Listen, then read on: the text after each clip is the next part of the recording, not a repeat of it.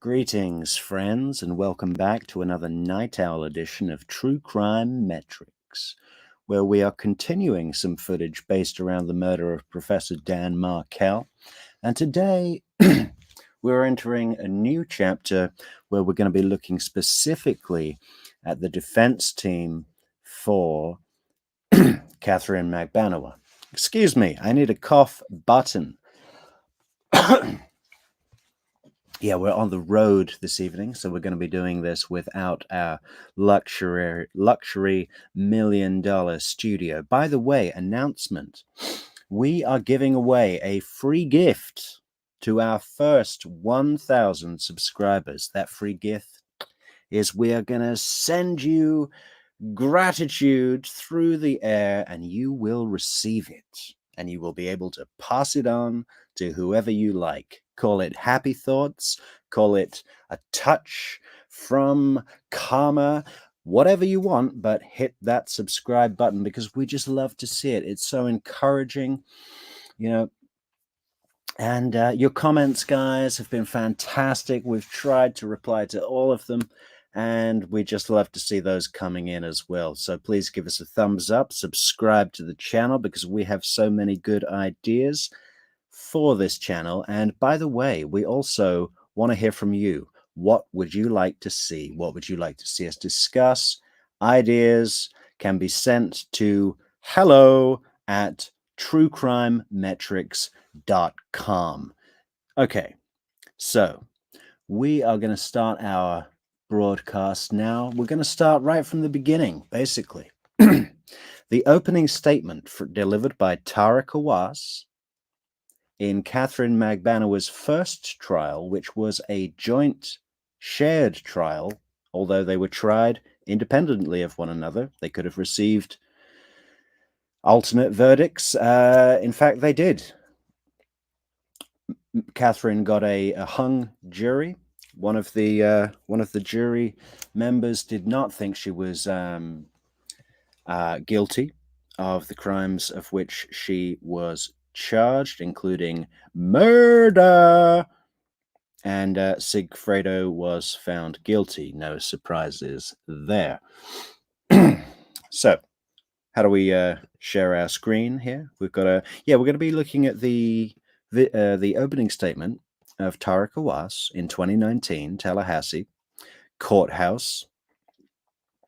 And, you know, everybody's familiar with the speculation that the Adelsons paid for her lawyers because they are clearly private attorneys. They both come across very competently.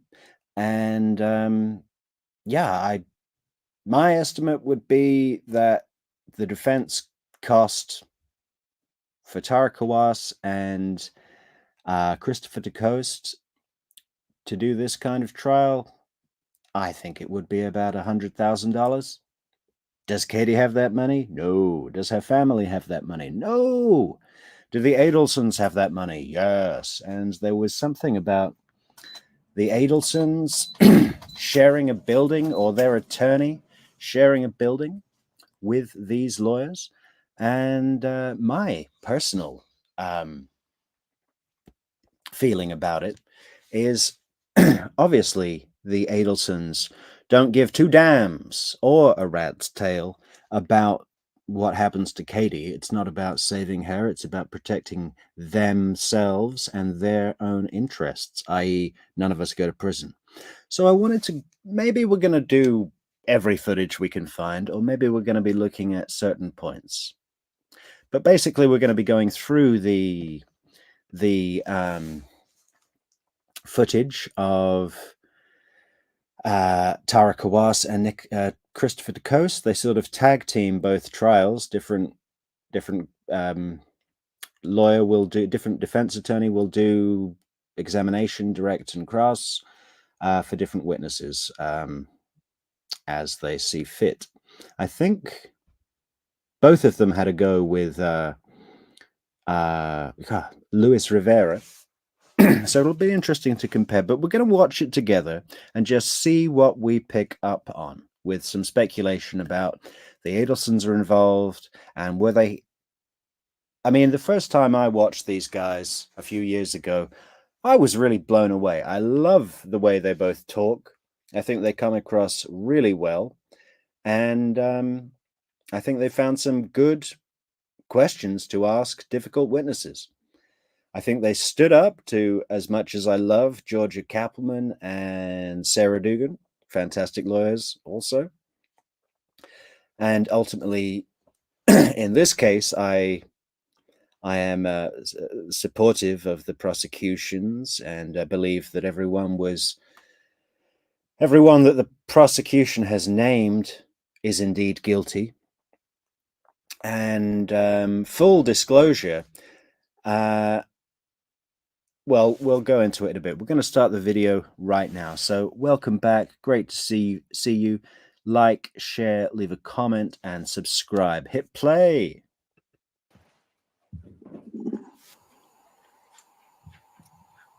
May I please report, Golden Counsel, also co-defendant, prosecutorial desperation.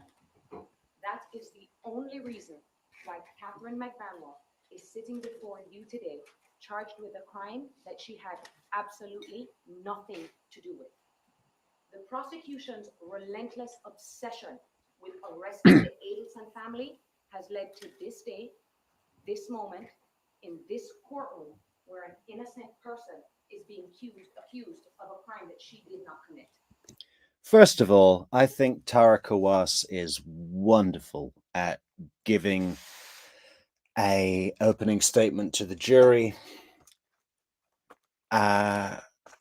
She explains things on a level that anyone can understand without being patronizing. She displays her clear passion and strength. She's sticking up for someone without being, too angry about it. She's quite gentle, she's quite feminine, but she's also got this way of phrasing things that really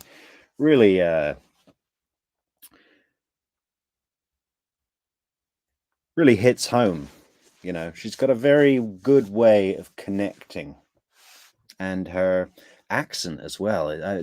What is that, Trinidad, or it's something Caribbean, right? It's Trinidad, or maybe Puerto Rico.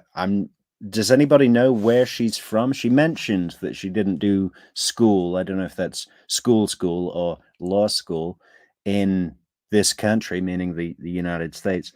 So does anyone know her background, where she went to school or law school? I'd love to know. Or where she's from. I just love the accent. You don't often hear it in a courtroom in the States, this kind of patois. Miss Dugan them want you to see that. She wants you to look in the other way. She's she's like a rasta, which is refreshing. But one thing is 100% certain, members of the jury. At the end of this case, when you are presented with all of the evidence, not just the little bits and pieces from the state, you will see for yourselves that she is completely innocent. So let's talk about Katherine Magbanua. Katherine Magbanua is a young woman who grew up over 400 miles away from Tallahassee, at the other end of the state of Florida, in Miami. Whoa, Miami, is she rich? She must have had a lot of opportunities growing up in Miami, just like the Lincoln and Ben, loads of opportunities and good work opportunities. What was she working at the clubs? Bottle service, very good opportunities. Not like in Tallahassee where it smells bad. We're going to learn many things about Katherine over the next few days, one of which is that she is a hardworking woman who loves her children and just wants to provide a good life for them, her son Ethan and her daughter Katie. Hardworking woman. I didn't really know that much about jury selection, the process of jury selection before Charlie's trial, when we had Josh Dubin, is it? Someone who was doing all that. But I'm wondering what percentage of the jury pool are women. because she really hit that line home. She's a hard working mother of two, just trying to make a good life for them. She is also a very strong woman. She's one of the strongest women I have come to know. But her I believe you. She's tough. She's hard as nails, man. She'll, what did she say on that recorded call? I F bitches up for no reason. Sorry, we're trying not to swear. So, because not everybody likes to swear. I swear all day long, but, not everybody likes it. And there might be kids listening to this murder trial, you know. major downfall is her taste in men. And at the end of this case, you are going to see that the only thing she is guilty of is having horrible taste in men. Okay, that didn't wow me as much as I like Tara Kawass. I can't imagine that really being relevant to anything. I mean, bad taste in men. What, you like bad boys? Well, I've heard of those types of women before. Uh, they're the ones that are likely to do a bad thing. I mean, and it's not really got any legal bearing or evidence bearing. It's just it's kind of a throwaway, funny, half joking comment, isn't it? You're on trial for first-degree murder. Why are you here? Falsely accused. Oh, I have horrible taste in men. But maybe the jury, you see, they would have spoken with all of the jury. They would have asked questions. Would you be able to look at this person and presume them innocent? All of those things where they then are able to blackball, void a selection. Each team, the defense and the prosecution, they get a number of opportunities to say, no, we definitely don't want that jury member. So they're tailoring their opening statement to whatever they've gleaned, whatever they've learned about the jurors in preparation, in selection, right? So maybe that does work. For me, I found it a bit weak. I would look at that and kind of roll my eyes and say, okay, well, what about all the evidence? Let's have a look at that, please. I don't really care about her taste in men, Yeah, I think it is a bit weak. What do you think? Let me know in the comments. By the way, we love to read out your comments on air. So we're itching to hear from you all. And yeah, please send us what you think. So let's start with Sigfredo Garcia, because you have to know and understand what was really going on between Katherine Magbanua and Sigfredo Garcia's relationship to understand and make sense of what really happened all the way back in 2014. Love the hand gestures. I mean, I guess they're, they say people that move their hands too much are trying to make themselves feel confident, right? It's like when you're nervous, you move your hands or something. But I don't know. I think it really works. It really gives her a visual aid and an illustration of her point. She's using visual cues to assist her wordage, which I think comes across really well. And she doesn't come across as nervous. Although, we're all human, and she probably is. I don't think she's done many murder trials. Katherine started dating Sigfredo Garcia when they were just teenagers. Then, when Katie went off to college, she became pregnant with her son, Ethan. And even though it's a difficult task going to school and being a mother, she worked really hard, and she graduated with her bachelor's degree in health administration. Okay, so she's painting a picture that this isn't some street kid gangster drug lord. This is an educated, bachelor degree holding scholar who does bottle service in scantily clad outfits. But that's just in between her theses. Now, the prosecution's own witnesses are going to tell you, and Ms. Kappelman actually said it in her opening statement, that Katherine and Sigfredo were constantly breaking up and getting back together. Because even though Catherine seemed to have her head on straight and that she was focused, I think she's rocking back and forth too much. That's also she must be a little nervous, huh? She's can't keep her feet still. I don't really like that. Lean on the podium or something, you know. You want to stay in one place when you're giving an opening statement, I think, or walk around the room. But in a, you know, if you do that, you have to do it very well. Sigfredo just could not get it together. If it wasn't the drinking, if it wasn't the cocaine, it was the other women. And Katie had it. Sigfredo would keep messing up over the course of those 10 years, and she would always take him back because he is the father of her children. But in 2013, yeah, it wasn't anything to do with the lifestyle or being in a codependent, abusive relationship or having the street cred of being the baby mama of I know he's not a Latin king, but a Latin king associate. And you know that these guys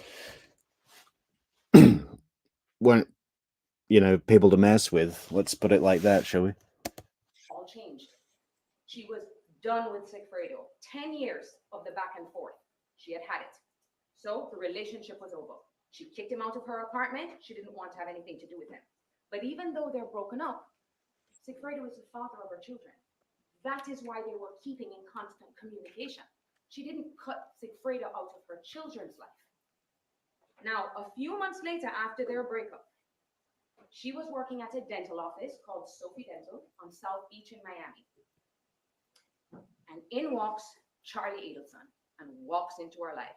The second man that she has horrible taste for. Because you are going to learn that Charlie Adelson, they will describe him somewhat of a playboy. At the time, he was 37 years old, single, dentist, good income, no kids. The state is going to try and make it seem like he is a millionaire or a billionaire, but it wasn't like that. He was all about fun, though. And Catherine, she knew this. Charlie is not one to be shy about what he wants out of life, which is not to settle down. So even though they were having a good time and they were dating, Catherine knew this was not going to end up anywhere serious like marriage. Now, Sigfredo, he was not handling this breakup very well.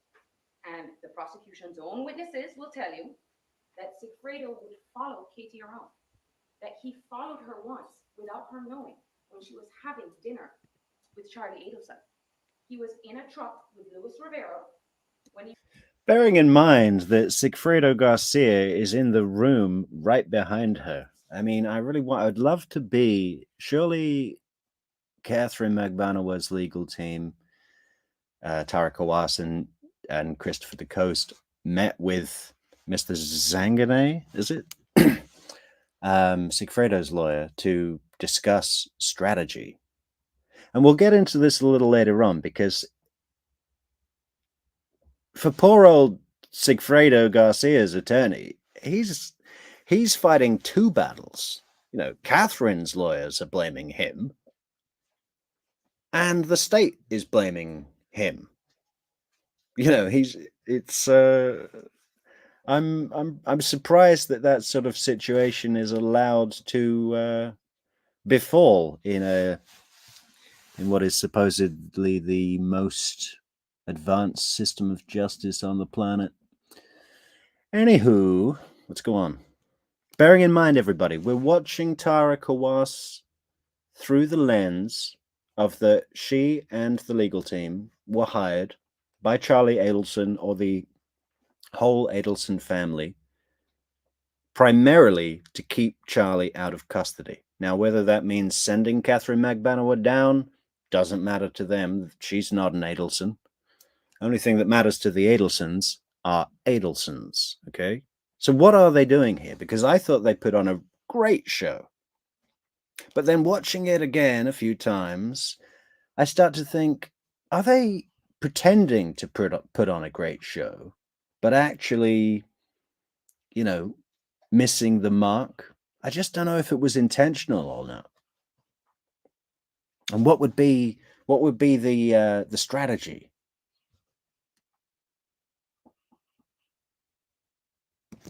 that they were watching them eating. And he actually threatened to run them over with his truck. That is where Sigfredo's head was at. Sigfredo, the evidence will show you. Little tip there in life, guys. Always be careful what you say to anybody. You know, especially in writing, in texts. People text so much. You got to always think before you send anything, before you say anything.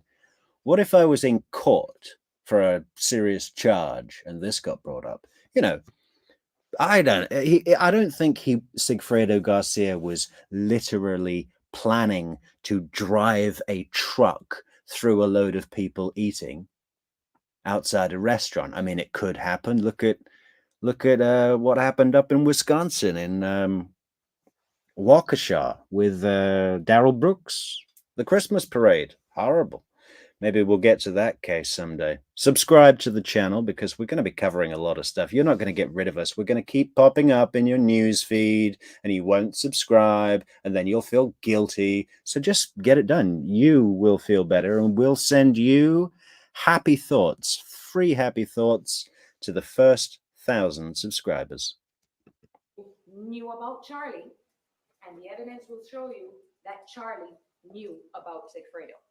And Charlie knew how badly Sigfredo wanted Katie back. He knew that the one driving force that was driving Sigfredo was trying to get Katie back. Now, the state got up here, and what their whole theory boils down to is they say that the Adelsons are behind this, but the only link that makes sense is that it had to have gone through Katherine Magbanua to get to these two individuals. But members of the jury, Ms. Kappelman said it to you directly in our opening statement. They have a phone call between Sigfredo Garcia directly to Harvey Adelson. So there's evidence of that communication. They don't want... Yeah, that was a genius move, Sigfredo, not realizing that there are two Dr. Adelsons. This is a family of doctors or professors or whatever. I mean, we're going to be doing another video or another series because there are so many. We're going to be calling it the Blunder Bumbles of Luis Rivera and Sigfredo Garcia. Doesn't that sound like a Cheech and Chong movie? Everybody old enough to remember Cheech and Chong? The Bumbles, the Blunder Bumbles of Sigfredo Garcia and Luis Rivera. Okay, yeah, but they made a lot of errors, man. I mean, terrible errors. And this is supposedly the head of a serious crime syndicate. Okay. I want to highlight it because if they can show that there is evidence between Luis Rivera and Sigfredo Garcia directly to Charlie, then their entire theory of Katie's involvement makes absolutely no sense. But you know what, members of the jury? Let's just use a little bit of common sense. Now, all of this that's going on with Sigfredo, you know, the stalking and all of this is taking place a few months before July 18th, 2014. And make no mistake about it, that day was a tragic day. Two boys lost their father and a family lost their son. And if there is one thing that the state and I can agree on, is that July 18th, 2014 was a horrible, horrific, unjustifiable tragedy. And although nothing can bring Dan Markell back to his family and to his friends, we do all want the same thing in this case: justice for a senseless loss of life. But one thing needs... You know, as much as I like Tara Kawass, I think she's just got a great style, and you know, even though she's from Miami, she's nothing like what's her name, Maricel Descalzo, little Speedy talker, Speedy Gonzalez talker, Miami fast mover, come up to Tallahassee, start pushing the judge around kind of attitude. Tara Kawass doesn't have any of that. She has a moral indignation that's quite good. Facts not in evidence. Well, I can't remember what I was going to say. To be clear, and it needs to be made clear from the very beginning. Justice does not come from convicting an innocent person for a crime that they did not commit. that is actually the opposite of what justice stands for. Now, the prosecution got up here and they told you about their case, and they made it very clear who they think is behind the murder of Dan Markell, the real perpetrators behind this crime, the Adelson family. But the Adelson family, Charles, Donna, and Harvey, they're not in this courtroom today, and they're not going to be here during this trial, because you're going to find out that the state hasn't even arrested or charged them with anything, because they don't have the evidence to do it. You heard Miss Capleton in voir dire the past few days, already on the defenses, because she's trying to soften the blow when she was asking you, will any of you be concerned if the other people of the conspiracy are not going to be here? Because she doesn't want you to think about it, because it's not good for her case. You have to think about it, members of the jury. That is a pivotal question in this case, as to why the Adelsons are not in this courtroom. And why that is so important is because that is the reason, ladies and gentlemen, why Katherine Magbanua was charged in this case. Because of the prosecution's desperation and blinding desire to arrest Charlie Adelson and his parents. Do not check your common sense at the door, ladies and gentlemen, because common sense is going to be the only tool that you will need to see that Katherine was just a pawn in Charlie Adelson's plan to kill Dan Markell. And now the prosecution is trying to use Katherine as a pawn to get to Charlie Adelson. That is the only reason that we are here. Okay, so now she's told us why we are here. I think most members of the jury, because it's pretty easy to get out of jury service, right? I think the people that go have a vested interest. And those interests may differ, but ultimately, I think most people that sit on the jury, when they hear something like this is prosecutorial desperation, you know, they don't care who they arrest as long as they get the Adelson, which brings us back to the defense counsel's strategy for Katherine Magbanua. So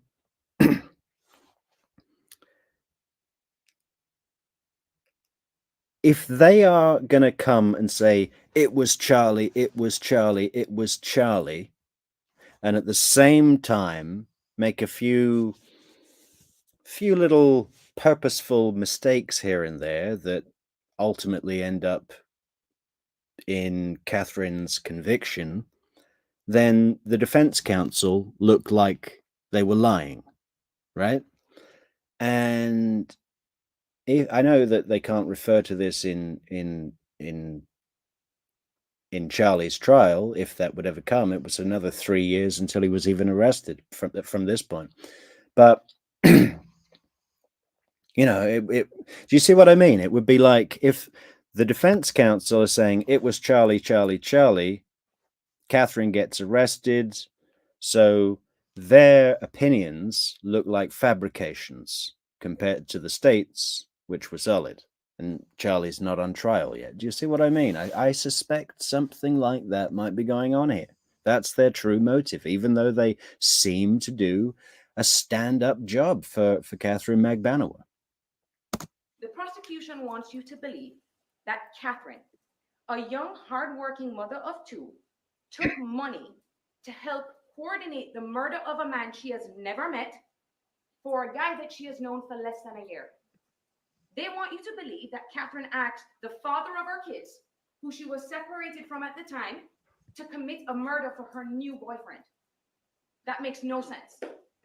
Any way you look at it, it just doesn't make any sense, members of the jury.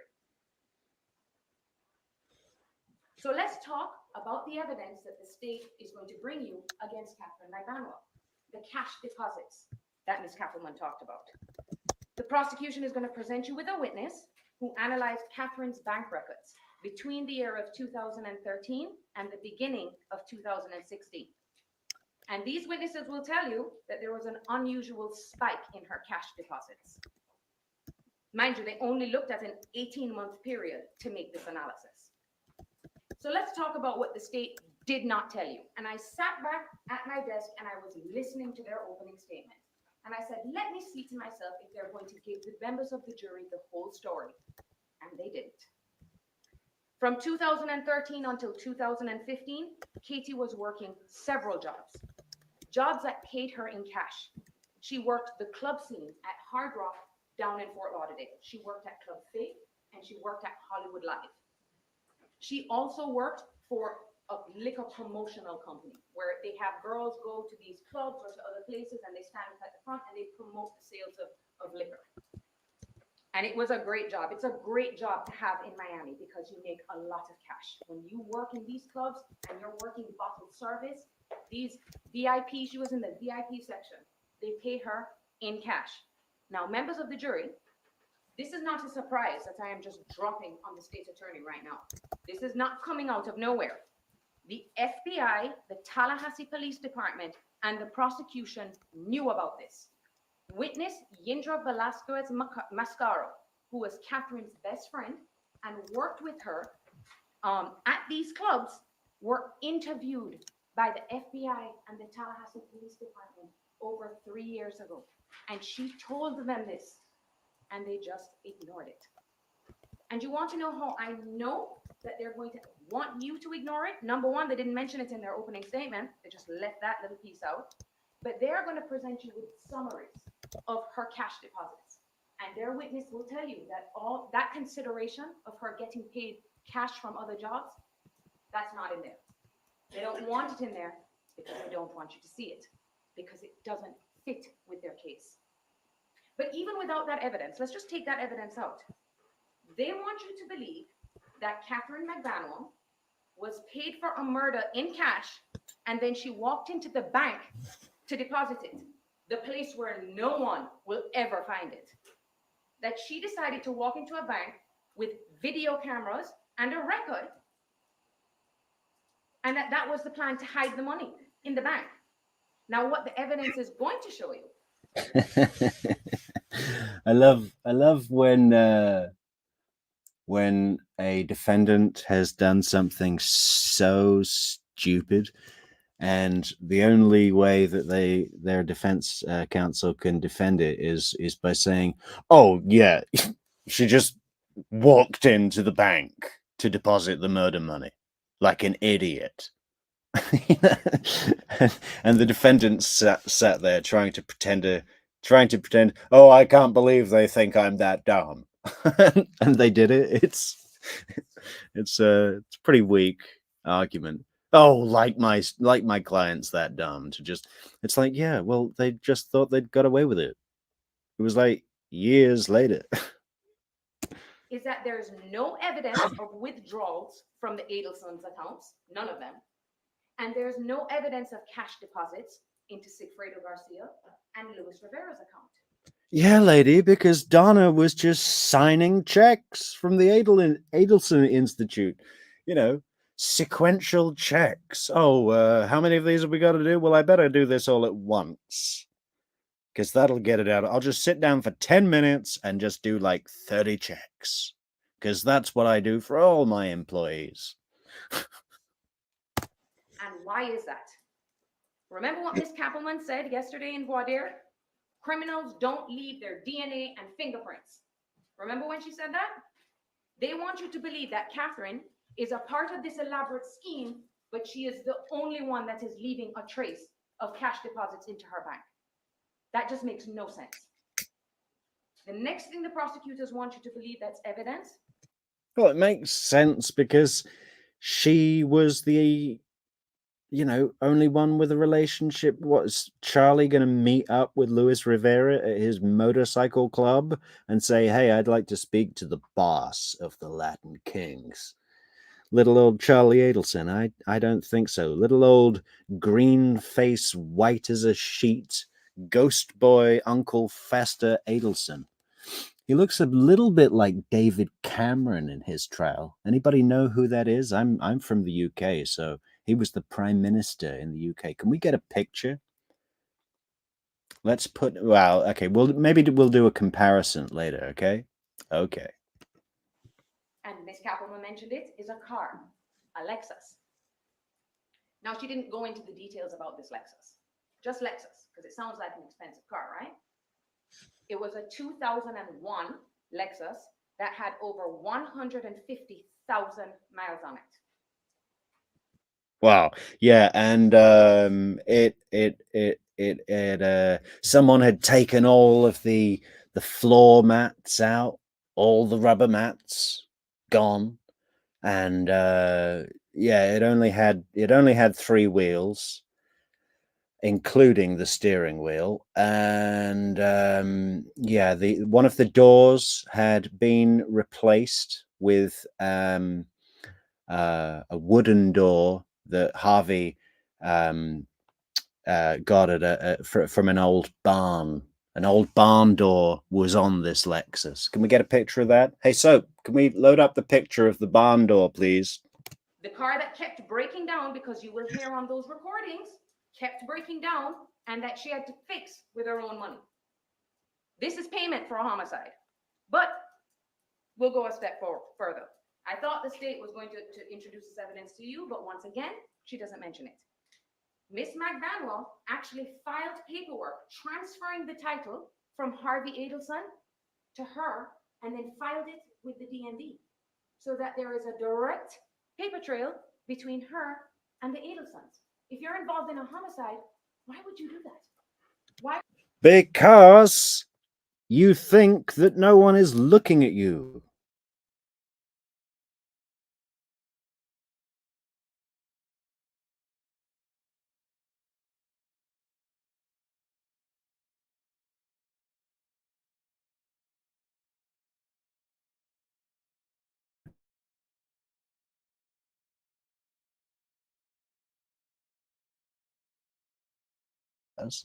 He wants to keep a right eye on Katherine and her temperament. You know, she knows what he did. Why would you put your name on with the person that you're co-conspiring with? It makes no sense. You see, but what she's doing there is by defending Katie, she's also defending Charlie. You just see what I mean?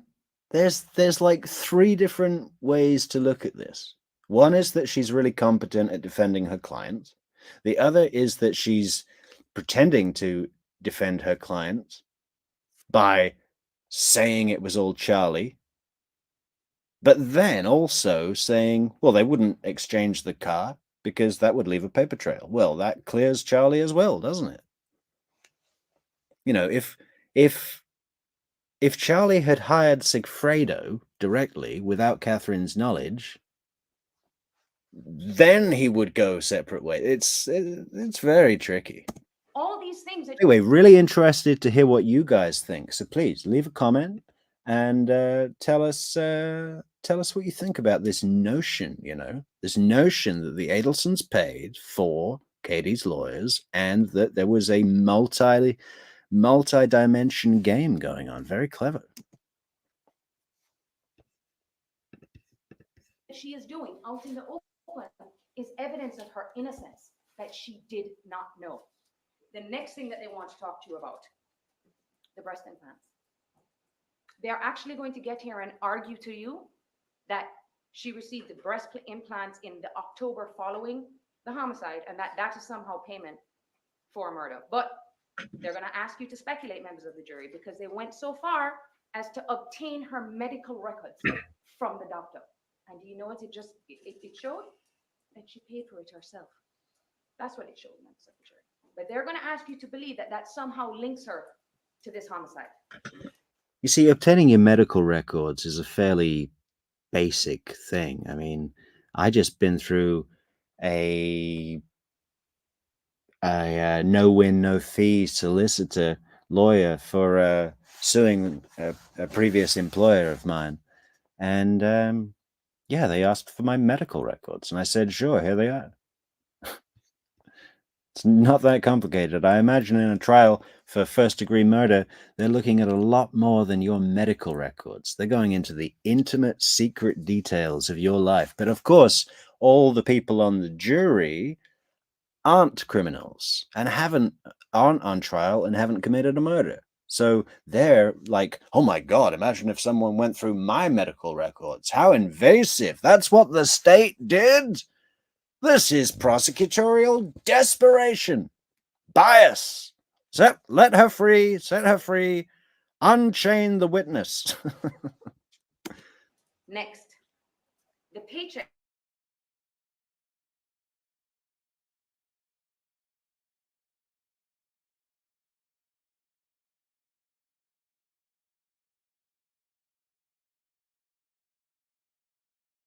this scheme, they decided to put her on their payroll and file taxes on her behalf. And she's doing it again. Oh, like the Adelsons would be so stupid to sign individual sequential checks, 15 checks in one time with all the numbers in the checkbook in order. As if Adonna would be that stupid. Are you crazy? This is prosecutorial desperation, ladies and members of the jury. Ladies and gentlemen of the jury. All right? That is a way to secretly pay someone if they're involved in this homicide. Now, Katie did work for Charlie. All of their own witnesses are going to tell you that Charlie was her boss. All the witnesses that knew Katie will say they referred to Charlie as her boss. And just because she didn't go to the Adelson Institute from Monday to Friday at these certain times is what their argument is going to be. They're going to argue that he didn't work. But members of the jury, they have Charlie's iCloud account. They have all of his text messages. They have all of the information from his phone. Mind you, he's never been arrested, but they have his entire iCloud account. Let's see if the state attorney's office is going to show you all of the text messages between these supposed co-conspirators. Because I guarantee you, if there is something in there that is evidence of this homicide, they'll show it to you. But if they don't, ask yourselves why. Now let's go on to the wiretaps. The state mentioned this. 2 years after the homicide, they come up with this elaborate scheme, they do, with the FBI. Now, they have already made it clear who they think the players are. The Adelsons, they have evidence that it's Sigfredo Garcia and Luis Rivero, and then they have this suspicion that somehow Katherine is involved. So they're going to do this elaborate plan where this man is going to walk up to Donna Adelson and hand her this note, and that this guy is going to say Katherine's name, says Katie's name to Donna Adelson. Now, what's more important, members of the jury, is all you are going to have, there are hundreds and hundreds of recordings. But you have to understand how these recordings come about. You're not going to get to hear every single phone call that was made on Katherine's phone and on Charlie's phone. So first, they only tapped Katherine's phone and Charlie's phone. They didn't tap Donna's phone. They didn't tap Harvey's phone. They didn't tap Wendy's phone. They didn't tap Sigfredo Garcia's phone. I wonder why that is. I mean, all sorts of questions come up when you rewatch these things over and over again, and it's like you got a judge to sign off on a warrant for all of these co-conspirators, but you didn't ask, or the judge didn't approve for the gunman who the most evidence is pointing at, Sigfredo Garcia. Why? Because it wasn't directly related to the bump? Well, everybody's involved. It's and then he didn't bug Katie's phone. She was in relation to the bump. Does anybody know the reason for that? Why didn't they bug Sigfredo's phone? Only Katie and only Charlie. Next, they will explain to you that how these, what they call T3 calls, how they come to be, is it goes through the filter of the FBI.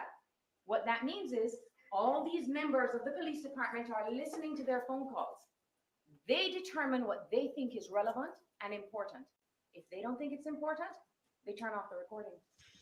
Well, they're required to do that. They're allowed to listen for, is it 15 seconds or something, to ascertain whether the conversation would have any probative value. Probative value being the potential to prove or disprove the suspicion of the involvement in the murder, right? So if you're just talking about golf balls and socks or something, then they skip, That's standard. That's to protect citizens' right to privacy.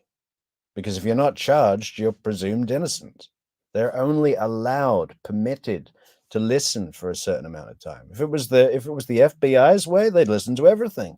But the judge, who has to act on behalf of the people, says, you know, I don't know, I don't think it's a per case basis. It's a pretty standard thing across the Constitution of, you know, right to privacy. And she's reframing it of selective bias, you know. Throw out all the stuff that, you know, she's pretty good. She's pretty convincing. I like Tara Kawass, but I think her motives are not what they appear. Certainly. So you're not going to get to hear everything. It's like I told you, members of the jury, bits and pieces. What they think is important. So when they make an argument, oh, this sounds funny, you are not going to have any context to any of these phone calls. But one thing is clear. They have hundreds and hundreds of recordings. And even with that, they still could not arrest Katherine Magbanua, because even they will tell you didn't have enough evidence. It was nothing but speculation. This is where the prosecutorial desperation is just growing and growing. Okay, they've got all this stuff with the cash and this, but they themselves know that all of that has an innocent explanation. So that's not enough. They want the thing that is direct, that can get them to put handcuffs on Katie, and they're not willing to listen to anything else that shows that she did not know. So this is what's important, members of the jury. In 2016, the prosecution arrests Luis Rivera and Sigfredo Garcia. At the same time that they're monitoring Katherine's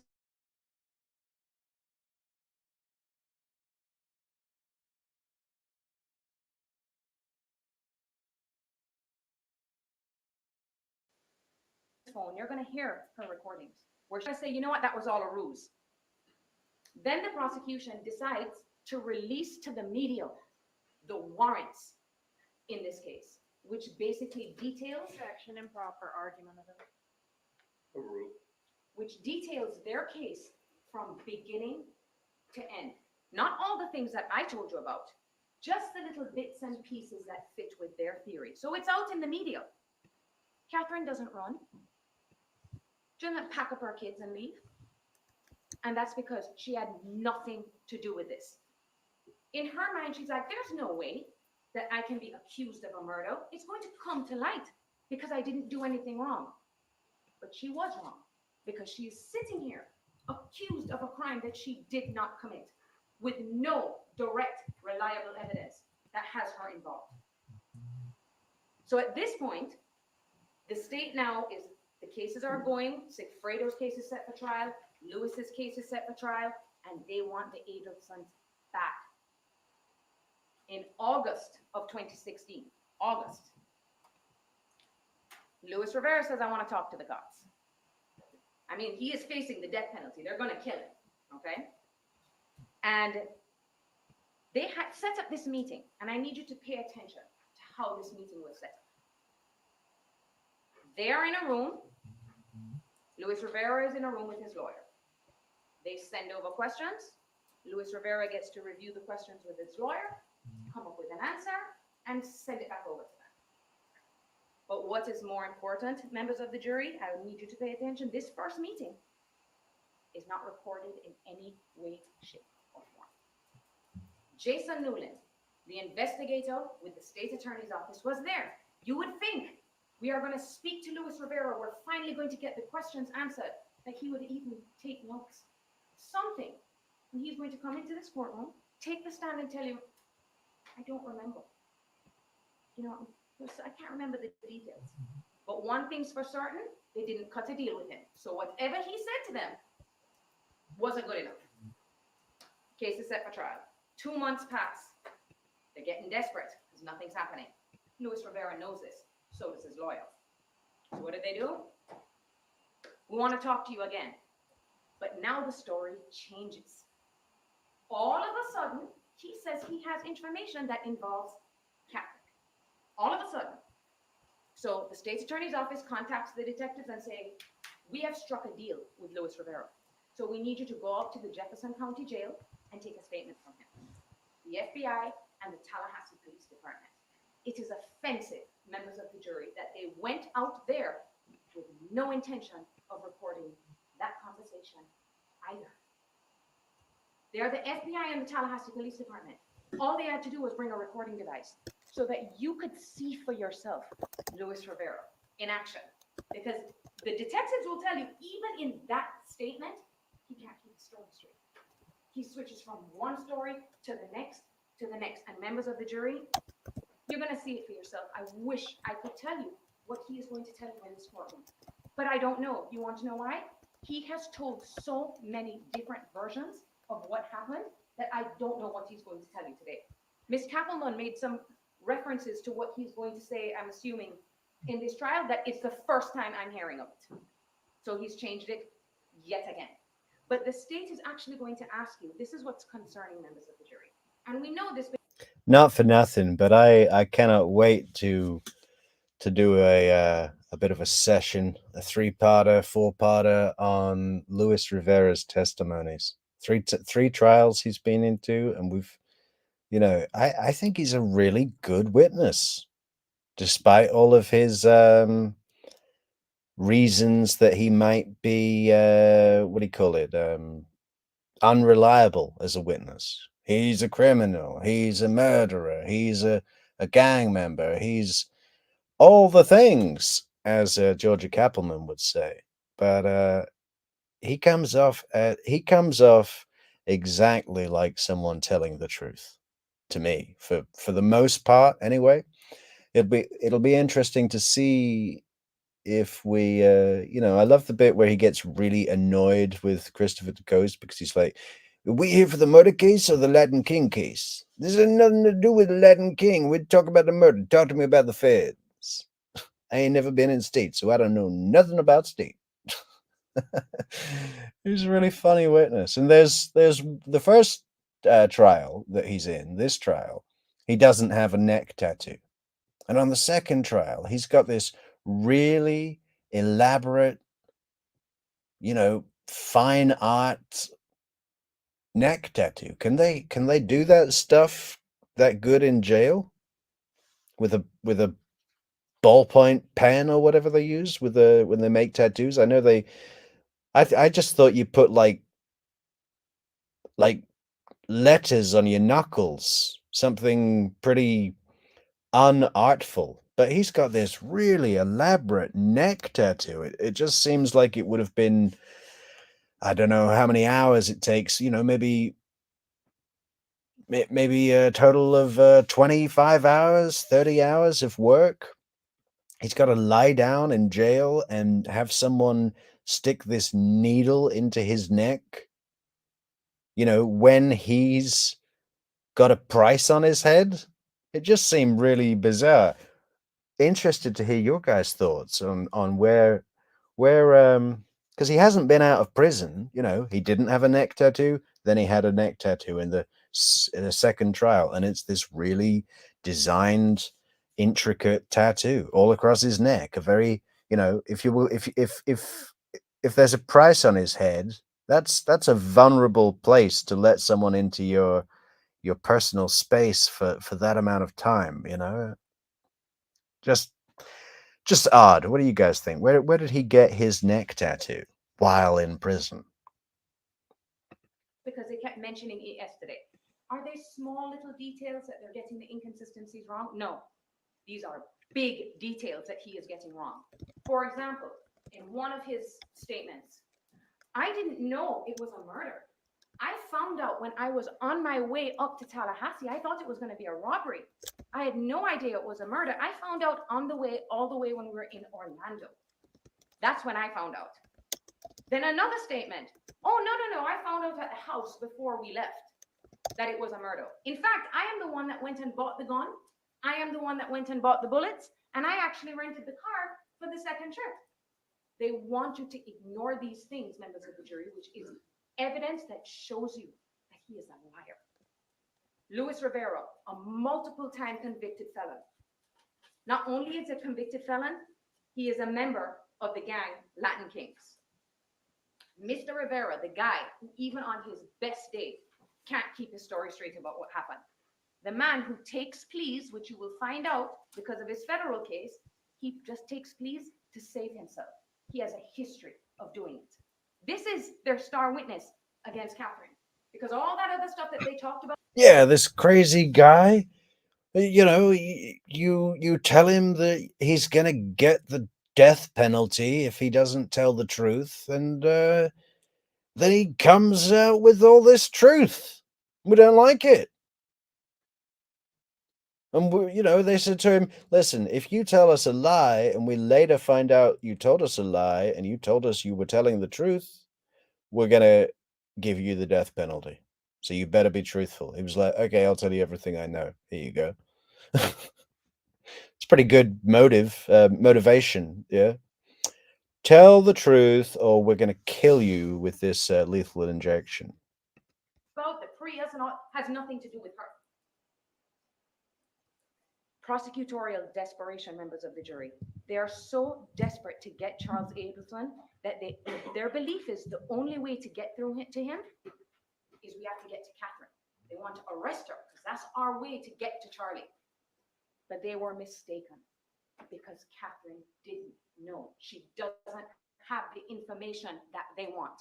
So now, 3 years later, she is sitting here accused of a crime that she did not commit. And I'm not going to go over too much in detail because Mr. Zangané went over that plea deal. Do I even need to tell you how ridiculous that plea deal is? He is already serving 12 years for a RICO federal charge.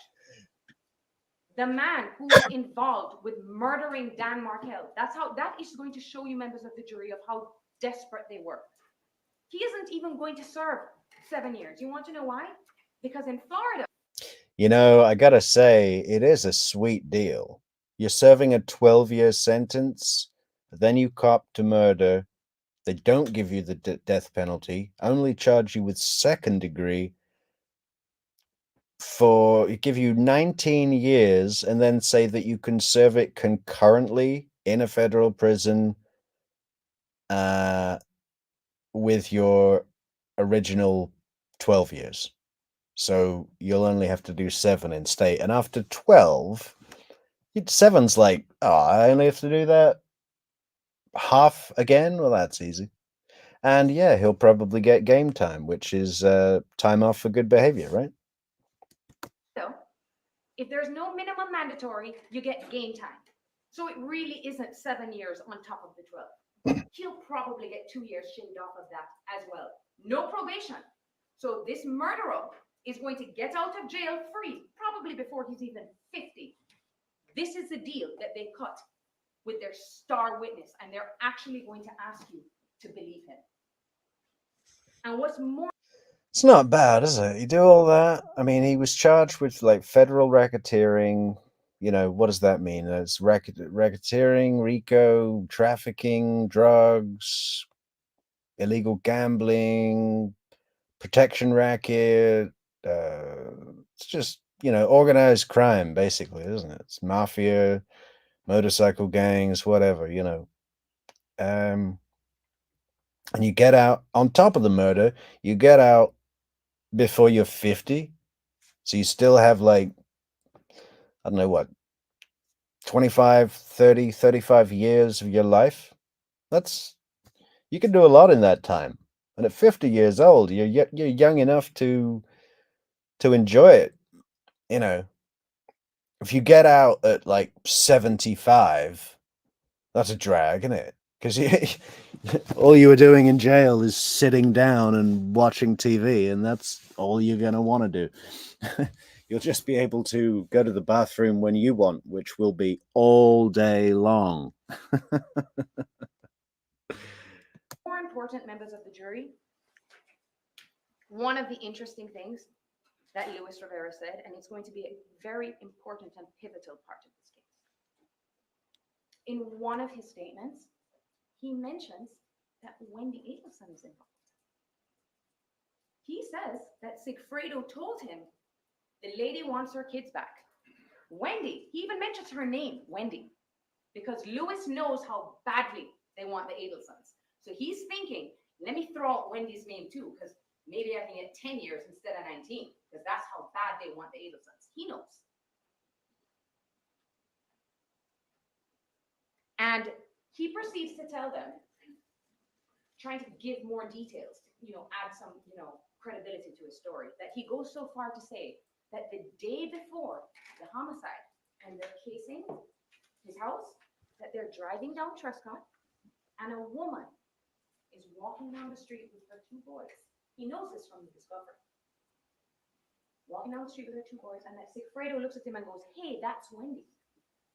That's Wendy, the girl that wants our kids. She's making sure that we are up here and doing the job." You would think that would be enough evidence, right? To put handcuffs on Wendy Adelson and bring her to this courtroom so she can answer questions. But no, they know that he's not telling the truth, because they have records that show that both boys were at the daycare center the day before, and that Wendy's house is 5 miles away from Denmark. They're going to ask you to say Luis Rivera is lying or mistaken or whatever excuse he comes up with when he's talking about Wendy, but when he's talking about Katie, he's telling you the truth.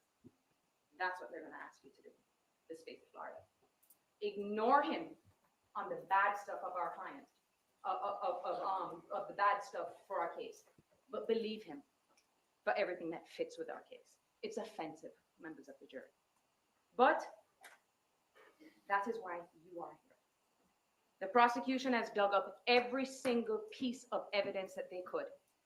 They have dug and ripped apart Katherine Magbanua's life. They have gone into everything: her phone records, her taxes, her medical records, and nothing. No direct evidence that she was involved. Zero. And that's because she wasn't involved. How far are they going to go, members of the jury, before they stop? But you are here. This is why we don't leave these decisions in the hands of the government, because they are so blinded right now that they can't see the truth. This is why the system is set up, that we get you, the members of the jury, to sit here, unbiased eyes, that you can listen to the evidence objectively. Katherine Magbanua is grateful to have you here today, members of the jury, because she has been waiting 3 years for this day, for people to take a look and see what the truth is. That is quite a long time to be awaiting trial. I remember the what's his name? Caleb McGilvery or something. Kai, the hatchet wielding hitchhiker. That guy. He was awaiting trial for like 5 years or 6 years, and people were saying this is a miscarriage of justice. But 3's bad enough, isn't it? Why was it so long? Who was delaying? I think the state was ready, so it would have been Katie's lawyers, right? But what was the real reason? For them to work with Charlie? Charlie's got a lawyer, and that lawyer is speaking with Tara Kawass. So undoubtedly, how would that not be? Of course that happened. For 3 years. Well, poor old Katie. I know she killed him and everything, but and I'm not minimizing her involvement, but I think she's probably the only one involved in this case that we could say might have potential for rehabilitation. She's been in jail now for what, 8 years? It's 2024. She went in 2016, 8 years. Honestly, I think if you let her out on an ankle monitor and said, you need to get a good, wholesome job and you need to help the community in a productive, positive way, I think she would. I think she'd be so grateful to get out of prison. I don't think she'd reoffend. And if she did, send her back forever. I mean, I think she's got it, right? I don't think she really realized the weight of what she was involved with. Yeah, she knew she was killing someone. Yeah, she knew he had kids and that they would be fatherless. But to her, it was all like a movie. And I'm not defending her actions. Please don't get in the comments and be like, you're a Katherine fanboy. Well, maybe I am. I like watching her on the stand. I like that she took the stand twice in her own defense. And she didn't do very well. It was pretty, watching Georgia Kappelman play with her like a cat plays with a dead gerbil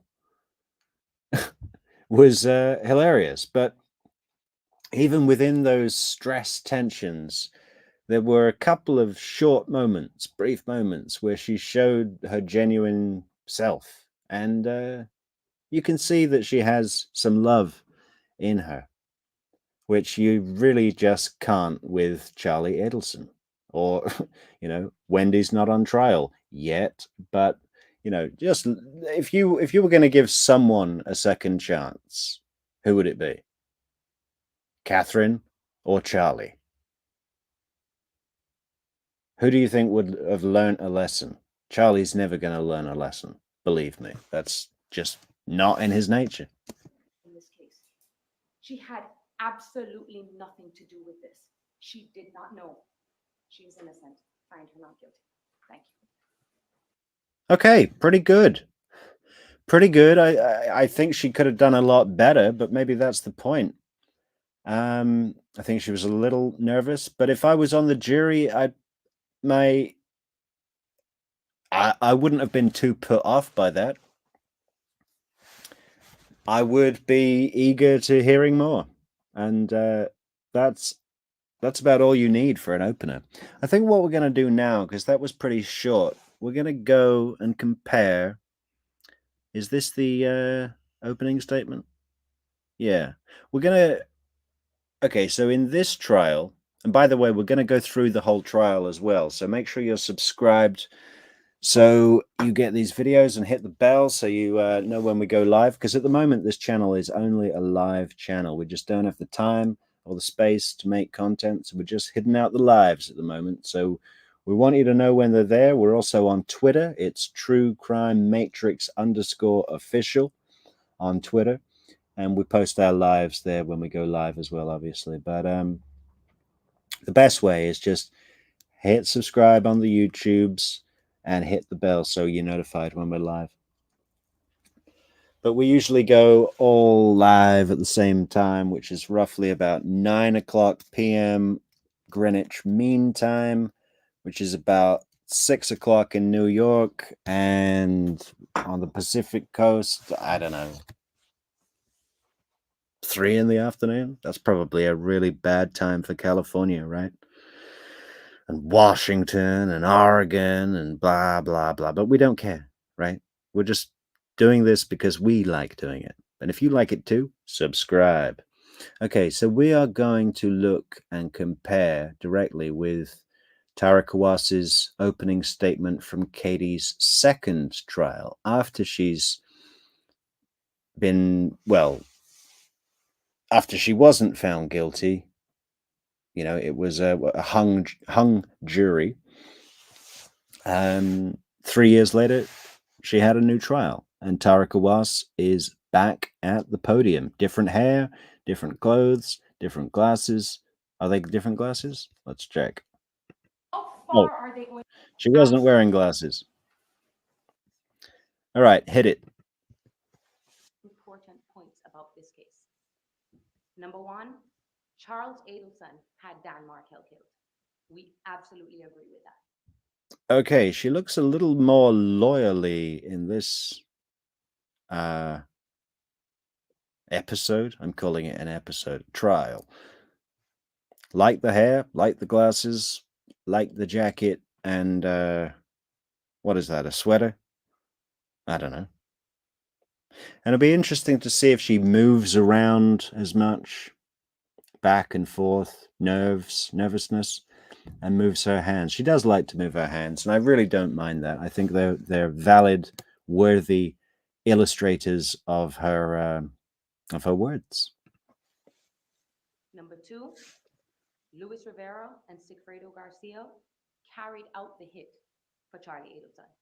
We agree with that too. What we do not agree on is whether or not Katherine Magbanua knew about a plan to have Dan Markel killed. That's the only thing we don't agree on. Now, we don't have a burden in this case. I know you guys remember because we went over this over and over and over again in jury selection, that we don't have a burden and the burden completely rests on the state. But Mr. DeCoste and I are going to have to do something very different in this case. We are going to prove to you beyond any doubt that Charles Adelson conspired directly with Sigfredo Garcia behind Katie's back. Okay, that was pretty strong, huh? You know, we don't have a burden, but we're going to take a burden because we are going to prove to you beyond any doubt that Charles Adelson conspired with Sigfredo Garcia directly behind Katie's back.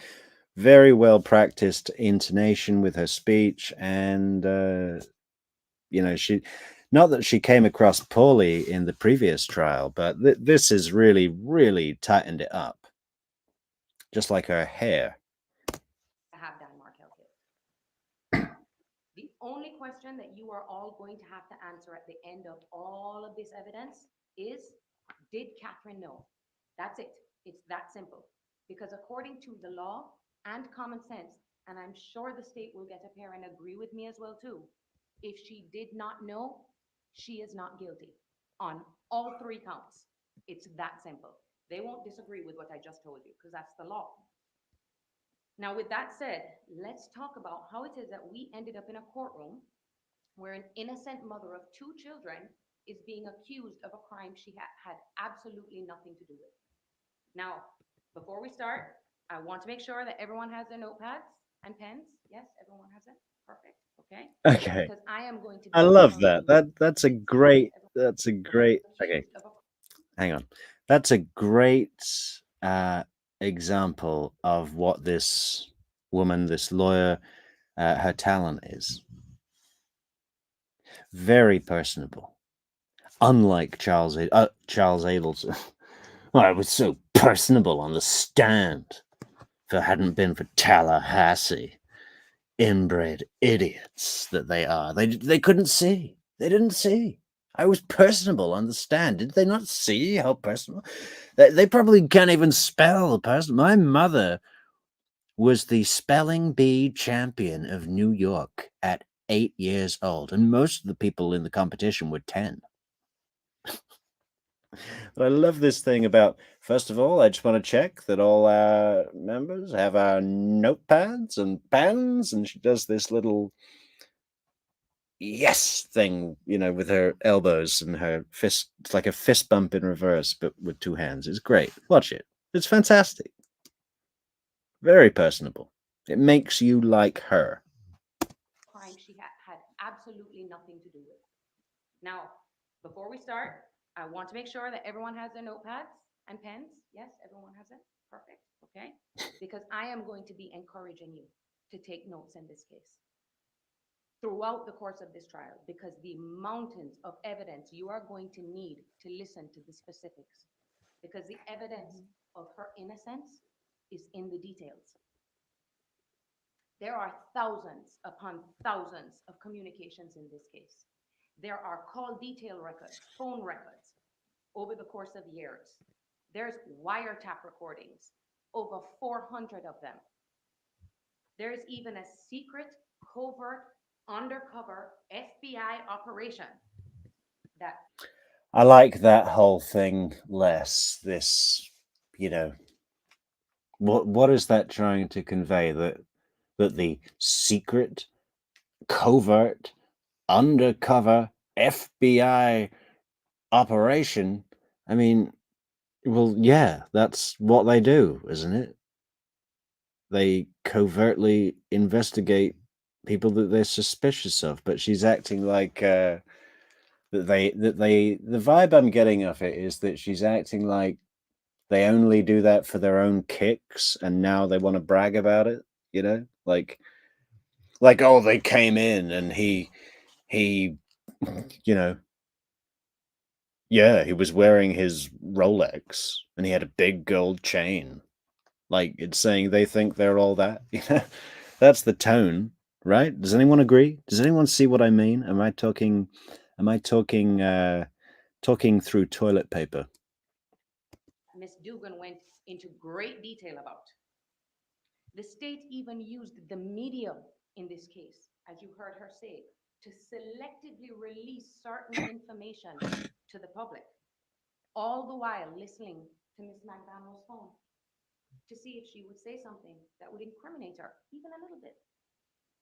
But with all those recordings, wiretap conversations, hours and hours of surveillance, you will see that every single action she took, every word that came out of her mouth, actually proves to you that she had no idea what was going on.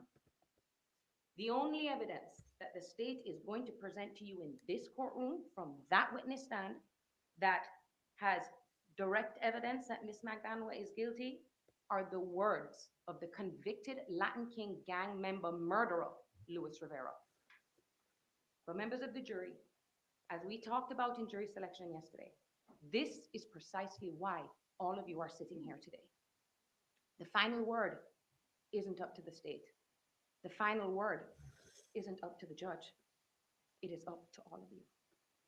Each one of you, 14 members of this community who have been selected because you promised you can look at this case, look at the evidence objectively, and leave all of your preconceived notions about this case at the door.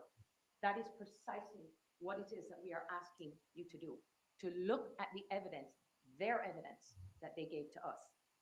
Because that's the problem with this case, members of the jury. This is how we ended up here with an innocent woman being charged with a crime she didn't commit. You will see that the state has been pushing their theory that she's the go-between for the past 8 years. That's a very, very long time to be married to a theory. Yeah, it's a long time that your defense team has been delaying and waiting. You know, there's a saying in legal proceedings called distancing. The theory being the further in time you get away from the event in question, in this case the murder, or if they were to have a change of venue to a different city, which, you know, that's what Charlie Adelson was trying to do. He was trying to get it moved out of Tallahassee. He was saying there's too much bias in Tallahassee. Everybody in Tallahassee follows the case. They hate the Adelsons because of the media, because of the podcasts, because of, because of all this. And maybe he's got a point. But distancing, whether it be through space or time, is an advantage. There could be someone on this jury who's 18 years old. 8 years ago, when the murder happened, they were 10 years old. It's far enough away that it creates space for questions.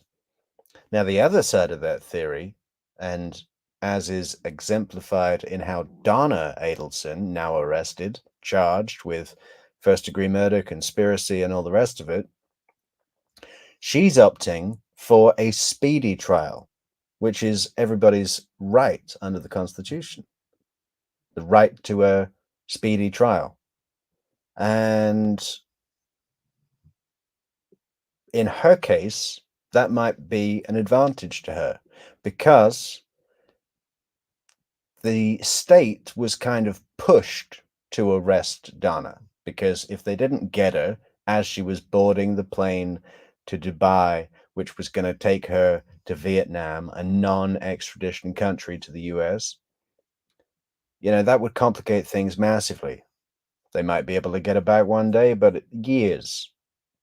And it would have been an embarrassment to the state. Big one. Personal embarrassment to Georgia Cappleman. They couldn't let that happen. So their hand was forced, basically. And the thinking is that they might not be ready. So if they're not completely ready, if Georgia Cappleman, I doubt it, she was born ready, but there's a chance that she didn't quite have all of her ducks in a row with Donna Adelson's conviction or prospective conviction. And so then if Donna opts for a speedy trial, she might be able to force the state into putting their case out when they're less than fully prepared. Does that make sense? Let me know in the comments if that makes sense. Also, follow us on Twitter. It's True Crime Metrix _official. And like the video, share the video, subscribe to the channel. Nice. It was longer than the time that Wendy Adelson was married to Dan Markel.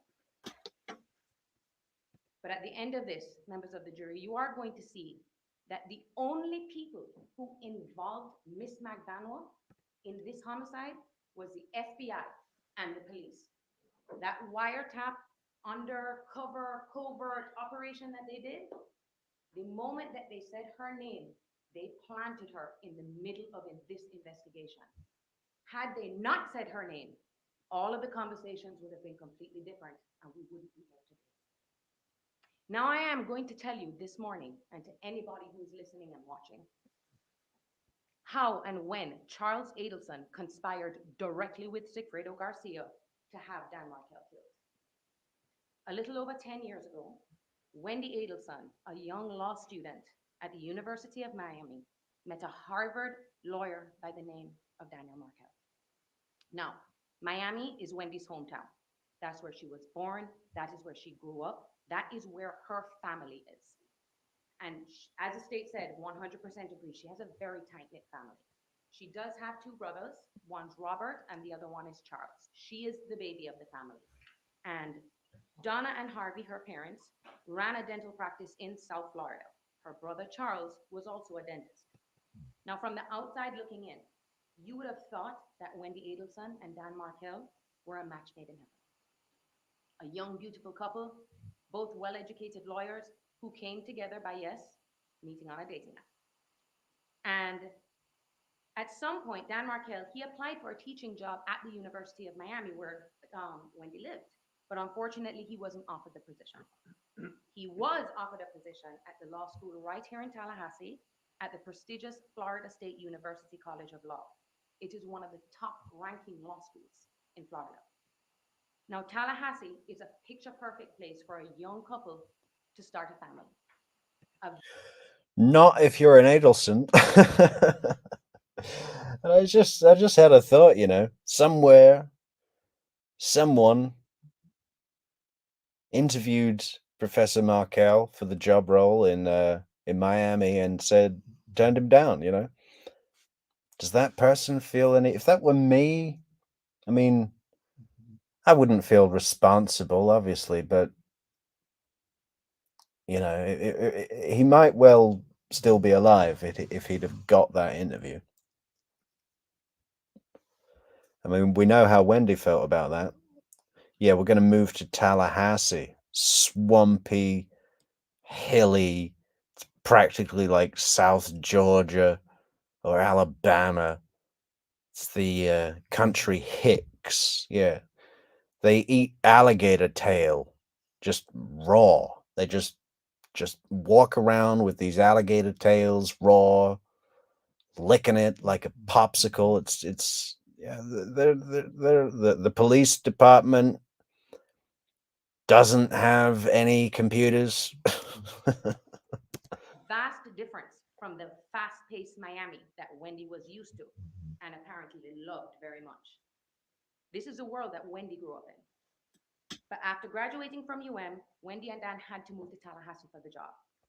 And this is where they started their family. They ended up having two small boys who were not only the apple of their parents' eyes, they were the apple of their grandparents' eyes.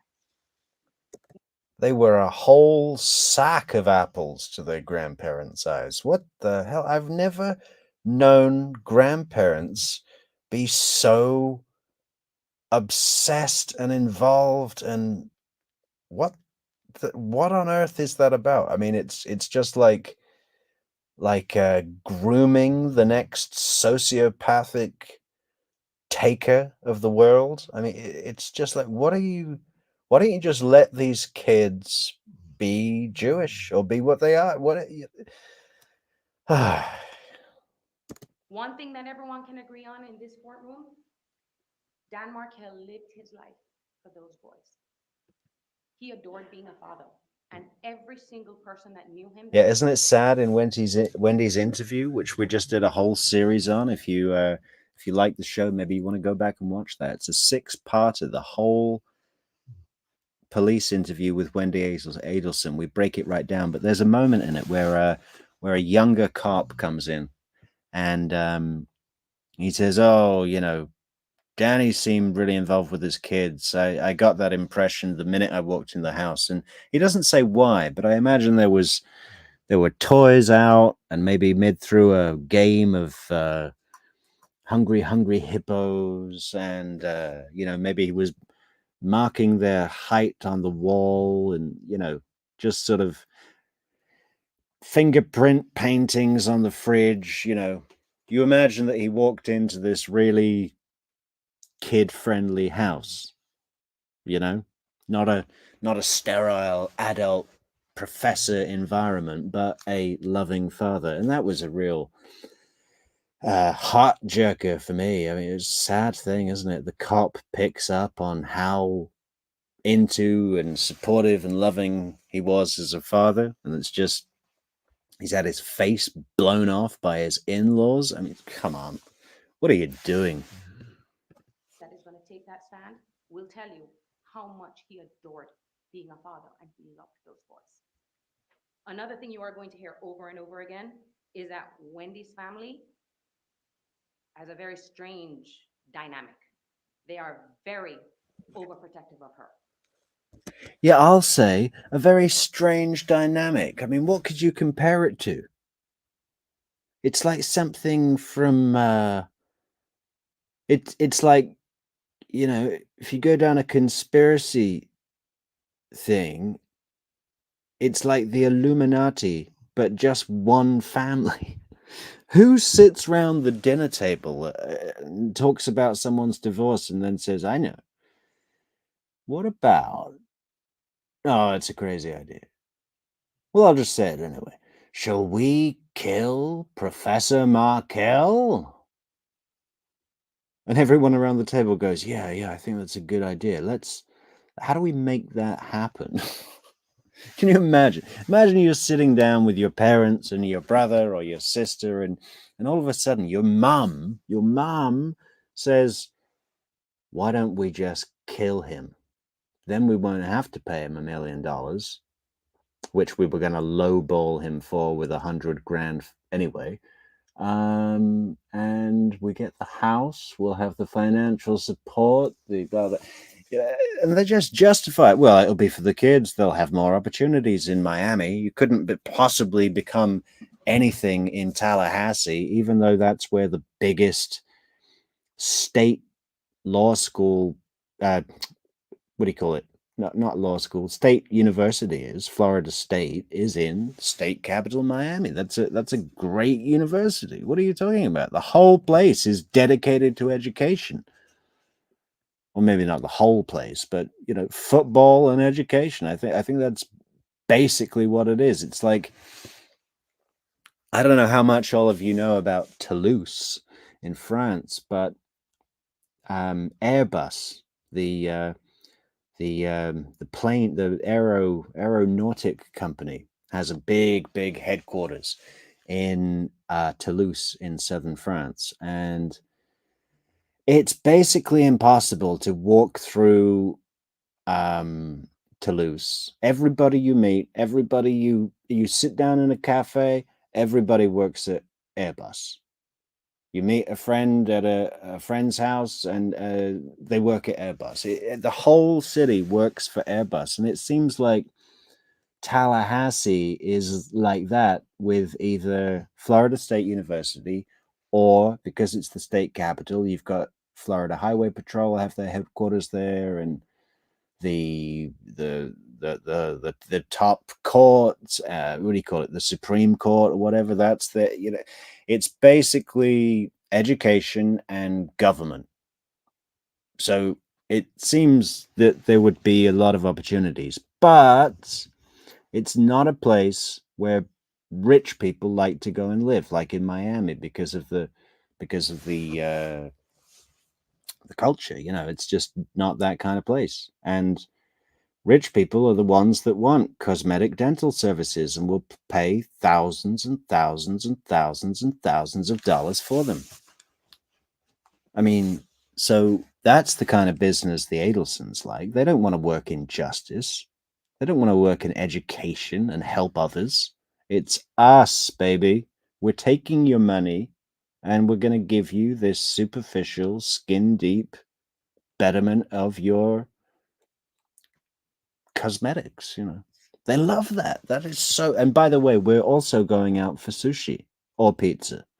Who is in the mood for sushi or pizza? You couldn't think of any two more different foods.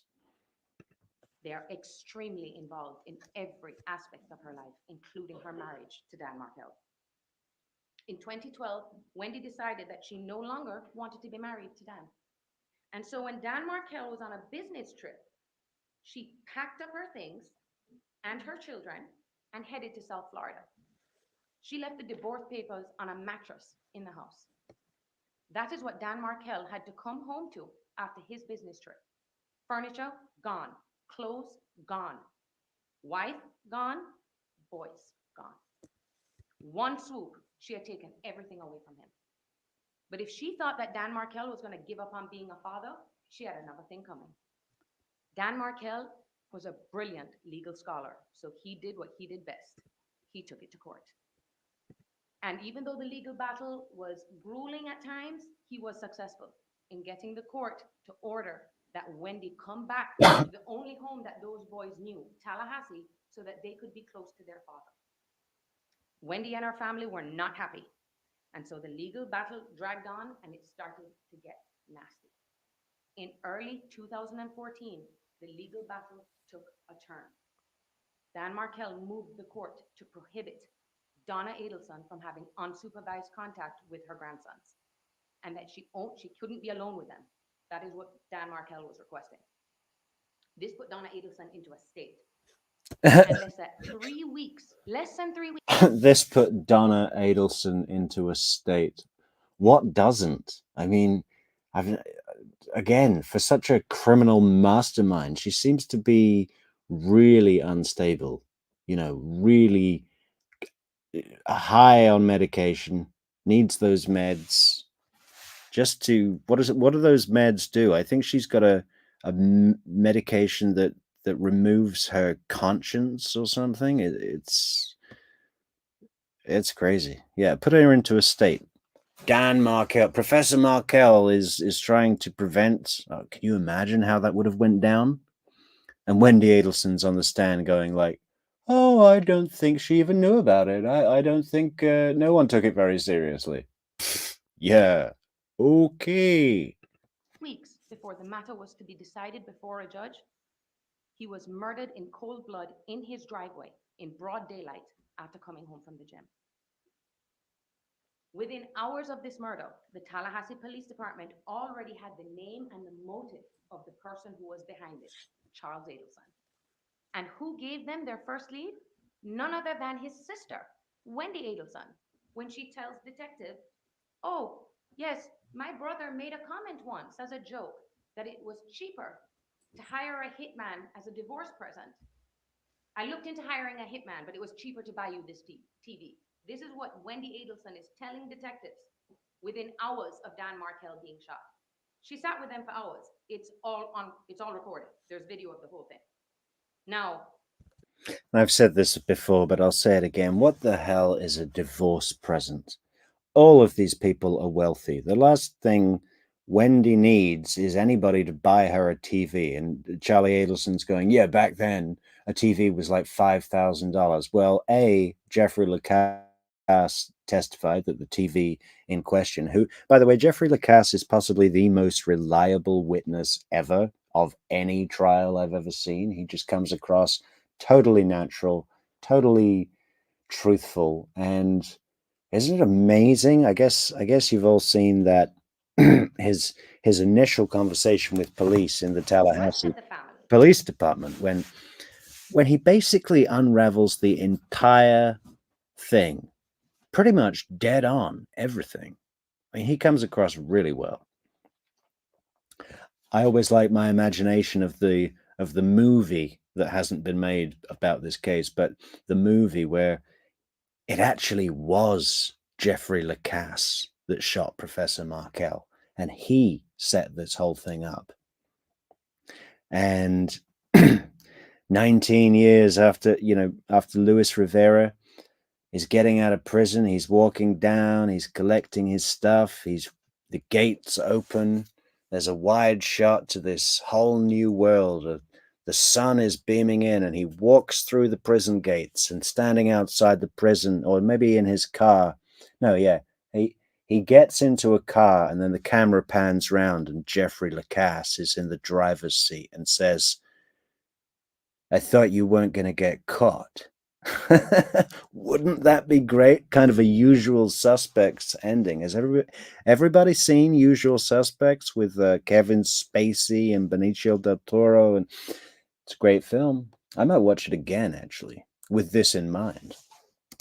Donna, Harvey, and Charlie were all in Miami at the time. Wendy was the only one that was in Tallahassee. Now, you've heard a lot about this man, Charlie Adelson. Okay, I've been hearing a lot about him throughout the course of this trial. Let me tell you a little bit about Charlie Adelson.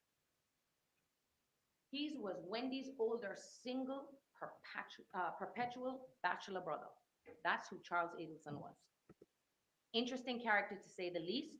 At the time, he was in his late 30s, living his best life in Miami. Works during the day, plays at night. No responsibilities, no wife, no kids. And that's how he liked it. He had a modest house in Fort Lauderdale, but then he's the guy that would go and buy and drive a Ferrari. That's the kind of guy that he is. He also had other toys he liked to play with, a boat, a go-kart, and an endless amount of young, beautiful women for him to manipulate and play with. Because that's what women are to Charles Adelson, just toys. And the one toy that he ended up playing with is Katherine Magbanua. Now, Katherine, she always gets lost in the shuffle, and I want everyone to please remember that she is the reason we're here today. The name of the case is State of Florida versus Katherine Magbanua, and I do not want her to get lost in the shuffle of this mess of a case. She is a woman that sits before you today charged by the state with first-degree premeditated murder. And the only reason she is sitting here, and Ms. Dugan said it, is because she was dating Charlie Adelson while he contracted Sigfredo Garcia to kill Dan Markel. Now, I get it. Well, it's not just that, Tara. There's other supporting evidence. There's money exchange, quite a bit, that's unaccounted for. Inexplicable cash spikes in her deposits right around the time of the murder. I mean, there's the Dolce Vita recording where Charlie's going on about robbing a McDonald's in Orlando and these scenarios with rental cars. And Katherine Magbanua is saying nothing. And, it's not just because she was dating Charlie Adelson, but, she says it with such conviction that it catches attention, and that is what an opening statement is to do. It is to prevent the jury's notion that the state really does have this all sorted out and tied off, and that there may be questions. So she's achieving her goal, Tara Kawass here, I believe. You don't know these people. Palms up. You're stepping back and you're looking at it. The simple answer is, oh, she's the link. She must have known. I get it. I get it. Just looking at that, I get it. But if you just look at the surface, remember this from jury selection, and don't look at it from all angles, Katherine is the easy answer. She is the link. She's the reason these two worlds collided. But just because she is the reason that both of them know each other, it doesn't make her guilty of murder. Charles Adelson met Katherine in late 2013 when he walked into a dental office in South Florida. She was working at the front desk, and he was a periodontist who would travel to South Florida to perform his specialty at different offices located across 3 counties, Broward, West Palm Beach, and Miami. Now, Magbanua at the time had recently broken up with her longtime boyfriend. You heard about him, Sigfredo Garcia. He is the father of her children. And a few months before Charles Adelson walked into her life, she had ended things with Sigfredo. They had been together for 10 years. All of the witnesses, the state's own witnesses, are going to tell you that they were constantly breaking up and getting back together. And the source of their relationship problems was Sigfredo Garcia. He just could not stay away from temptation. Cocaine, alcohol, and girls. And in Miami, there's an unlimited supply of all three. And Katie did not stand for that around her children. That lifestyle, no. She had 2 young kids. She had had enough. So finally, she kicked him out the house. Her kids ended it. It was over. All of the state's witnesses are going to tell you that. They were not together. 4 months later, Charles Adelson walks into her job and immediately asks for her number. And he puts the charm on. And he starts pressuring her and asking her, calling her, gets her number from somebody else so that they can go on a date. And for Katie, who's newly single, Hey, I can't wait till we get to Charlie's testimony in his trial, where he's referencing this meeting and the initiation of Catherine into his life, where he's just like, well, I thought she was cute and friendly. Yeah, I mean, how does that come across? And by the way, we're going to be going through Charlie Adelson's testimony and everything else about him, his jailhouse goals. So make sure you're subscribed to the channel, and also follow us on Twitter. We just set up our Twitter today, or X. Can we still call it Twitter? It's called True Crime Metrix _official. So we put out all our lives on there. So, subscribe to the channel on YouTube, hit the bell, get notifications, and follow us on Twitter. True Crime Metrix _official. who hasn't been with anybody else for the past 10 years. This is perfect. A nice little distraction. I've got 2 small kids, so I don't have that much time on my hands. And this is just a single bachelor who does not looking for anything serious. So this was perfect for Katie. And you're going to hear something about Charles Adelson. When he wants something, especially when it comes to the ladies, he will charm and talk his way into getting whatever he wants. I think Catherine likes money. She likes being a pseudo status, whether it's a gang member or a crooked dentist. It's just like, hey, we got cash coming in. We got stacks of cash. There's a stack in the safe that's Wendy's stack, and we just stack up cash. Every Sigfredo will go and do a crime and then come back and give me $5,000 in cash. I can afford all the things that make me look good in the ghetto, in Treasure Island, I think is where she lived. I went around Street View in, around South Beach and Miami and North Miami the other day, where all these people live. It is for me personally, I don't like Miami. I think it's plastic people, man. And just too much. All those artificial islands. Can you imagine what that's done to the marine life? Yeah, here's all this concrete that we're just gonna shove into your world, fish. Hope you like concrete, because there's a lot of it. Try not to breathe in that cement, fish. It's gonna set and harden in your gills. How many fish died? I bet there's just like floating dead fish all around the waters of Miami. And all of these people have a little dock at the end of the garden. Really?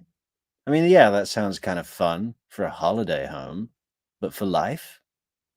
Imagine the bugs, the mosquitoes at night in the summer. Jeez, man, all that stagnant water.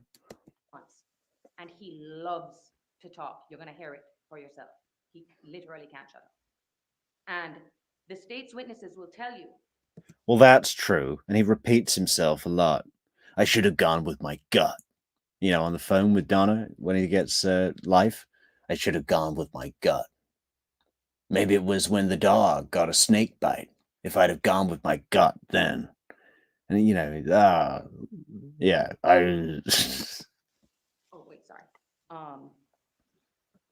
You will hear that, yes, the evidence will show you that Charles Adelson has been described as a master manipulator, someone who uses people to get what he wants, even without them knowing. Now, the other evidence that you're going to hear in this case, which is the most important, is you're going to hear that at the time, right before the homicide, Sigfredo Garcia was actually stalking Katie. He knew she was dating a dentist. All of the friends knew that. Oh, she's dating somebody from her job, and he was not happy about that. The state's witnesses themselves are going to tell you that he would wait outside Katie's house and watch as she got into cars and go on dates without her knowing. And Charles knew all about Katie's father of her kids, Tuto, Sigfredo Tuto Garcia, because she complained to him all the time that Sigfredo couldn't get his act together. He was always on drugs and wouldn't help with the kids. And she also knew that he had some very unsavory friends in his life. Charles knew all of this. So this is where it gets important, members of the jury. And you will see that this timeline is exactly what happened in this case. February 14th, 2000. Yeah, Father of the Year, Charlie Adelson, who, when Katie's kid had a toothache or something, he's like, I'll just put her in another room, blow pot smoke in her face. This is on a recording. Oh yeah, and I swear I think he only had his own kid because he thought maybe that the state would back off. They'd be like, oh, he's a family man now. We don't want to create another fatherless child. And didn't really work out there, Charlie, did it? Yeah, so his only son is a prop to get him out of trouble. That's Father of the Year over here. 2014, Valentine's Day, Dan Markel files a motion for protective order against Donna Adelson, requesting that she not be allowed to have unsupervised contact with his sons. This, of course, devastates Donna and Wendy. The court set the hearing for May 15th. A month later, it just so happens, Sigfredo Garcia follows Katie when she leaves her apartment to meet Charles for dinner.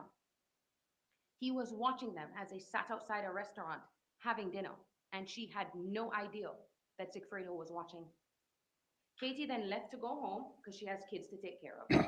And Charles leaves South Beach to now drive up to his Fort Lauderdale home in his not black Lexus, burgundy Lexus. This is when Sigfredo Garcia confronted Charles about Katie. And for Charles, an opportunity had now fallen directly into his lap. You want her back, Katie? No problem. I'll give you $100,000 in cash, and I'll leave her alone if you do this for me.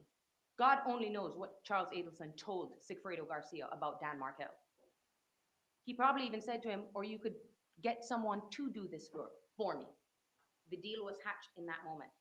And just so you know, she could have gone a lot further with that. But again, we're looking at this through the lens of Charlie hiring Tara Kawass and Christopher DeCoste to basically do his bidding in this trial. And don't worry about what happens to Katie. She's inconsequential to an Adelson. Yeah, it does not matter whether she gets life in prison or the death penalty or what. But I mean, I guess if she walks, that would be the best thing for the Adelsons. Maybe. But yeah, it's complicated, isn't it? But I just don't think it's as simple as Charlie paying the money, which would have been over $100,000 for this legal team, I think, and saying you need to get her off. That's the only way out of this. They must have looked at other angles because, of course, you never know. Even if you put on the most bulletproof case possible, which they came close to, it was pretty, I mean, with what they had to work with, You never know what's going to happen in the jury room. Georgia Kappelman always says that. She's put on a bulletproof case every time in this matter with 3 different trials. And even she, assistant state prosecutor to Florida, is nervous when the jury go back into the deliberation room because you just never know what they're going to do. And there's some speculation that the fact that the jury hung in Katie's first trial was because that there was a young woman on the jury with piercings and purple hair or something. And I've heard it said by, oh, what's his name? You know, the legal guy on YouTube. What's his name? I don't remember. He's got glasses, little beard, and shaved head or balding head. And he said, well, she was anti-government, this member of the jury. And she just, you know, wanted not to go with the government. And I don't know about that, you know. I think there was enough in both Katie's trials where if a jury was hung, it was like, well, yeah, there was some reasonable doubt, more so than in Charlie's trial. And as much as people say that Dan Rashbaum has some good talent, you know, Charlie's attorney, he's not the kind of guy that would work on me. I can see that he's a smooth talker and, you know, he probably thinks he's pretty good with women and he's quite charming to the judge and even to his opposing counsel, Georgia Kappelman and Sarah Dugan. Apparently he was looking them up and down. He's a pervert. The state and the FBI were able to get a copy of Charles Adelson's iCloud account in this case from the year 2012, I believe, all the way up to 2016. And I am talking about every text message, every instant message, every WhatsApp message, even the conversations that he tried to delete. It's all there. So the very next morning, after Charles and Sigfredo have met the night before, what does Charles do? Because this is how he is and he needs to cover all his bases. He actually reaches out to Katie to check if Sigfredo has told her about what happened the night before. And the texts are going to show you she had no clue. She was even confused about why he was asking her about this. Then in April, less than a month before the court date, remember the court date is May 15th, and right around the time of Wendy Adelson's birthday, Sigfredo slips up and he leaves his phone unattended while he is visiting Katie and the kids. Katie goes through his phone and actually sees Charlie's cell phone number in one of Sigfredo Garcia's phone. You're going to hear that Sigfredo Garcia and Luis Rivera both had multiple phones. The phones that they have the call detail records for and burner phones, which are phones that you cannot track. What does Katie do when she sees Charles Adelson's phone number inside her ex-boyfriend's phone? Did Tuto call your phone? It's right there in black and white. Then she says, no, I'm serious. Is your cell phone number online? And what does Charles Adelson do to her? He lies to her. He said, no. In May, less than a week before the hearing on the motion, Wendy Adelson substitutes her counsel on the hearing. What does that cause? A delay. So now that hearing date, which was right there, has now been moved to August 7th. Charles has only a few months now to make sure that the job is done. The evidence is actually going to show you that in the June trip, it was only Luis Rivera who traveled up to Tallahassee, no Sigfredo Garcia, on his own to do the scouting trip. And something spooked him because the homicide didn't happen, and he comes back down to Miami. Then on July 1st, about 2 weeks before the murder, Sigfredo does it again, and he stalks Katie as she is going out on a date with Charlie. And I'm not just telling you this. This is the evidence that is coming from the state's own witnesses. And Sigfredo, when he sees that Charlie is still with Katie, he is pissed. So what does he do as they're trying to drive off in the burgundy Lexus to go on their date? Sigfredo Garcia cuts them off, jumps out of the vehicle, and runs up and tries to confront Charles. Charles doesn't even roll down the window. He just backs up and tries to get out of there. He's terrified of Sigfredo. And what does Sigfredo Garcia do? Sigfredo Garcia directly calls the Adelsons. There is no question in that. They like to say that Miss Magbanua is the only link. She is not. Sigfredo Garcia, there is a phone call that he calls directly, no conduit, no in between, the Adelsons. And why that phone call is so important? Because that is the phone call that cracked the case for Tallahassee Police Department. When they did the tower dump, when Dan Markel was murdered, that's the number that came up. So what they did is they go and look at the Adelson's phone numbers and go, wait a second, why is this phone number around the time of the murder on the Adelson's phone records? This has nothing to do with Katie, Sigfredo and the Adelsons. 2 weeks later, after that incident, 2 weeks, Dan Markel is murdered in his driveway by Luis Rivera and Sigfredo Garcia, less than a month before the scheduled court date. Luis Rivera and Sigfredo Garcia are paid by Charles in cash. I know Ms. Dugan came up here in opening and says there's going to be evidence that she went to Charles's house and that she's the one that did. It's all speculation and inference. Nothing directly proves that. When they say the evidence is going to show that Ms. Magbanua drove up the night before, what she fails to tell you is it shows that she's driving. Well, nothing directly proves that other than Luis Rivera's testimony and his girlfriend's testimony. What's her name? Jessica Rodriguez says, yeah, Katie came round with a bag of money. Well, she didn't know what was in the bag, but it was a big bag of something on that day. And remember, it was Luis Rivera was at King Reyes, the barber shop. You know, I bet he gets his, when he's out of prison, I bet he gets his hair cut like 3 times a week. Little Latin king symbols shaved into his head. And then our phone dies. And you know who else lives up north? Near Charles Adelson? Her entire family. They want you to speculate that that is where she went. Then they want you to speculate the next day. The only person that is going to say that she delivered money, the only person they're going to bring, Luis Rivera. That's the only evidence. Now, you also need to look, I know they mentioned the spike in the money. Yeah, all right. That's the only evidence, but it fits with everything else. It's like she said, it was it the previous one about criminals don't leave fingerprints or DNA.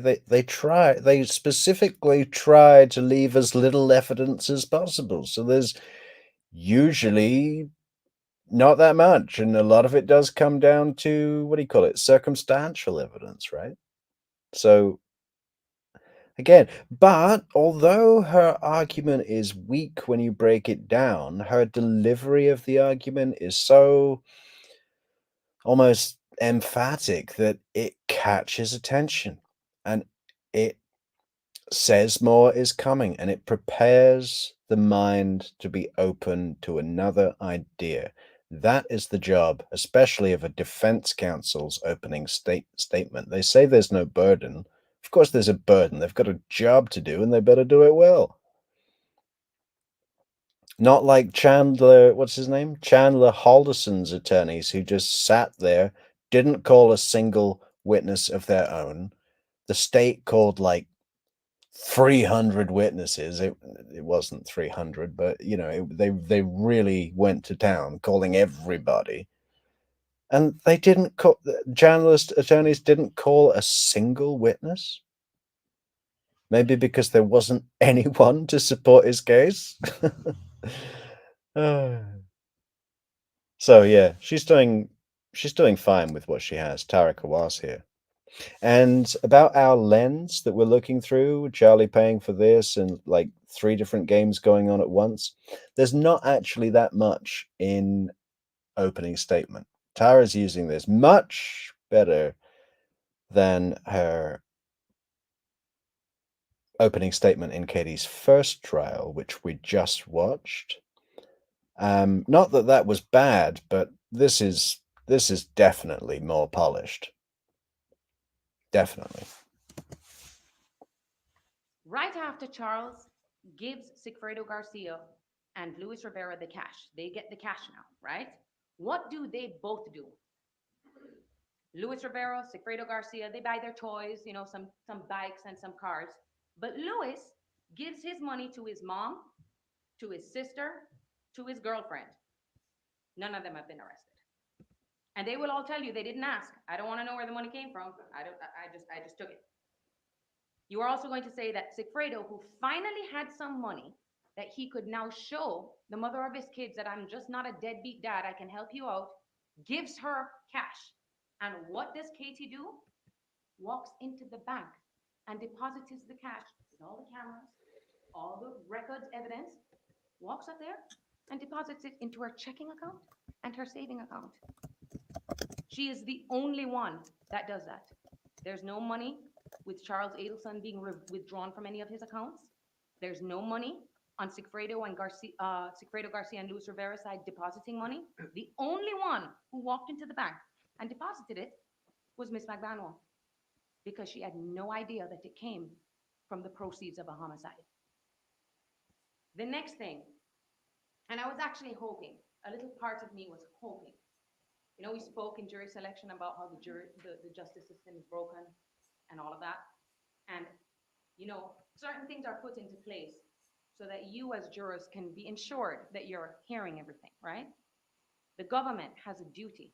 They have a duty and a burden to present evidence to you. Not just some of the evidence, but all of the evidence.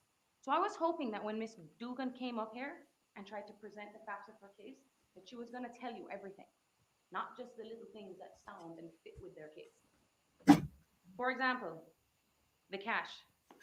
Ms. Dugan failed to mention that Ms. Magbanua held several jobs, several cash-paying jobs. She worked in the service industry. Yeah, no, Catherine was actually making $5,000 an hour in the bars in Miami. This whole thing as well. It's like, what's her name? Yindra Velasquez Mascara testified. Yeah, you'd walk out of there on a good night with $100 or $200, which ain't that much. You know, that's that is that is a tiny bit above minimum wage, maybe just because of the tips, right? These are not high-end places where people are giving $1,000 tips to the waitress, for God's sake. But they paint the picture, don't they? Their own witnesses told them that. This is not something that we came up with. You're going to hear that in 2016, when the FBI and Tallahassee Police Department were investigating this case right before Ms. Magbanua was arrested, they received information from one of the witnesses that said, Ms. Magbanua used to work at this club and also worked at this club, and she received cash payments. Do you know that the FBI and the Tallahassee Police Department waited until 2021, in the middle of the pandemic, to try to go to these clubs and get the records when they were closed? So now, no records. No records. You're also going to hear that she held several other jobs. She worked in a dermatologist's office because she is a single mother trying to take care of her own kids. This is all of their witnesses that are going to tell you that. So whereby they come in here and say there's this unusual spike of cash in her accounts, there is a legitimate explanation for every one of them. They are also going to present to you in this case the testimony of financial analyst Mary Hall. What you are going to find out from her is she's given sworn testimony in this case many times before, and every single time we come back and find out she's made a mistake. Oh, I'm sorry, I didn't realize that this money came from this source. My bad. That's their financial expert, who they're going to present to you to try and argue that this is somehow evidence that she received money from a homicide. I didn't even have these other things that I was going to address in my opening, but since Ms. Dugan brought them up, I want to make sure you all have the entire story about the facts. Because when they present it the way that they do, it looks bad. I get it. I get it. I would think the same thing too. But that's because you don't have all the pieces to the puzzle. So, for example, payroll. Oh my god, she didn't just say it. Puzzle pieces. Oh, sometimes I wake up in the middle of the night and I tap my wrists together and say, puzzle pieces. Oh, Tara Kawass is so much. If I had to choose an attorney between Daniel Rashbaum and Tara Kawass, you could line up me all the way from here to the moon, and I'd be waiting for Kawass. Puzzle pieces. She says, but that's because you don't have all the pieces of the puzzle. The evidence is that Charles Adelson, they actually have all of the text messages where Catherine asks him to put her on the payroll because she needs to have record of evidence so that she can qualify for Medicare. It's literally there in black and white that this is why she did it. She was getting paid a couple $100 every 2 weeks. The state also has recordings that prove that she worked there, but Miss Dugan never mentioned anything about that. They're just going to leave that out. The Lexus, the burgundy Lexus that they're trying to say was payment for a murder, she paid for it. You know how they know? There are recordings of her talking about that. There's also paperwork that shows how much she paid for the Lexus. You're going to also see from the iCloud that this is something that Charles Adelson does. One of his other friends is going to get up here and say, oh, he sold me a Range Rover. That's what he does. He acquires cars. He has all these little things that are going on at the same time to try and, scam systems to get money. That's who this guy is, even though he's a dentist. The other thing, and which is most offensive, the breast augmentation. She had that surgery after she broke up with Charles Adelson. She has been saving up to have that surgery since she was in high school. Yeah, she was saving up for 3 months after the murder, and it only got put back that long because Dr. Fuzzlewuggle was out of town and Charlie Adelson couldn't call in any favors to, I paid in cash and hid the money in the mattress at the same time that I was depositing more money than I ever had previously, all around the time of the murder. Okay, yeah, there's no evidence, Tara? Come on. Oh, it's just because she was his girlfriend. Come on, Tara. What are you saying? That's rubbish, Tara. But, she's still pulling something out of the out of the hat. All of their witnesses are going to say that this is what she wanted. Then they're going to tell you, oh, that there's some inference that Charles Adelson paid for it. No. They actually went and subpoenaed the doctor's records before she was even arrested. Turned out, Catherine paid for it. Every single time they do or make some accusation or attach some form of guilt to her actions, it turns out just to be the opposite. The last thing, the wiretap phone calls, okay? Now, that was a very long, convoluted thing that the state gossip heron was trying to tell you that you need to. Yeah, that was a very long, convoluted thing. What is she trying to talk in terms that people from Tallahassee can understand? Yeah, this trial thing is happening now and will go on. To assume that this person is doing this and that's what this means. That wipe all of that from your mind, members of the jury. What Miss Dugan believes Charles Adelson is thinking, or what he meant to say, or what they believe Catherine is doing, is not her place to tell you. I want you to listen to the recordings for you. That's what I'm asking you to do. Listen to it for yourself. Use your ears. Don't have the state attorney's office trying to tell you what it is they believe is going on. Because when you actually hear the wiretaps, you are going to see that the only person who sounds like she has no idea what's going on is Miss Magbanua. The only person who makes any attempt or suggestion to call the FBI, not an attempt, but she's screaming at Charles Adelson to call the FBI because she can't call the cops because someone threatened her friend's mom. They'd hang up on her. She tells, call the FBI, and he, on the phone, you're going to hear him. No, Katie, we just have to kind of find out who this is. You are going to hear the master manipulator at work because that's what he does. Now, what is most important, they are only going to play certain calls to you.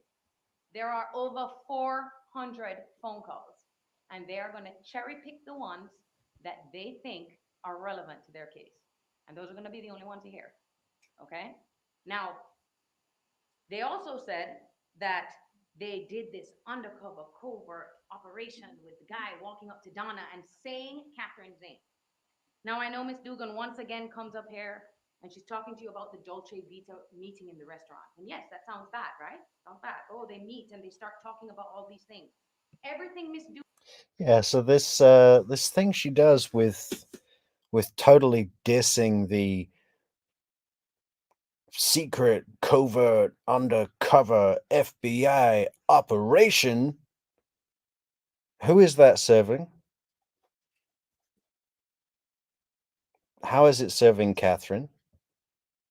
It's serving the Adelsons,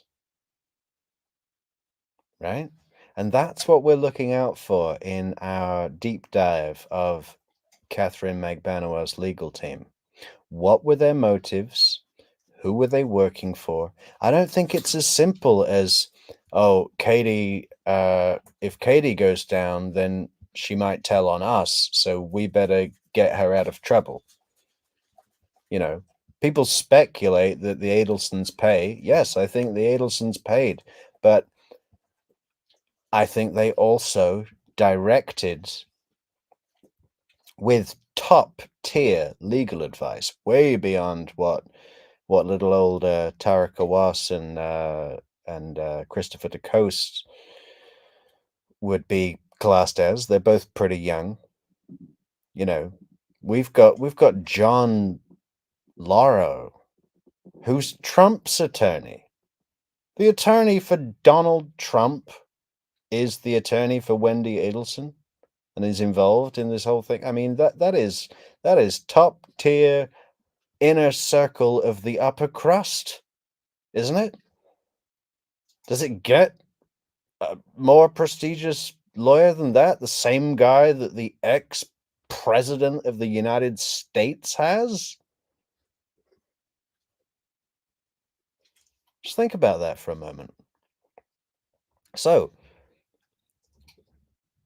yeah, okay, the Adelsons paid for this defense, but not as simple as we've got to get Katie out of this because if we don't,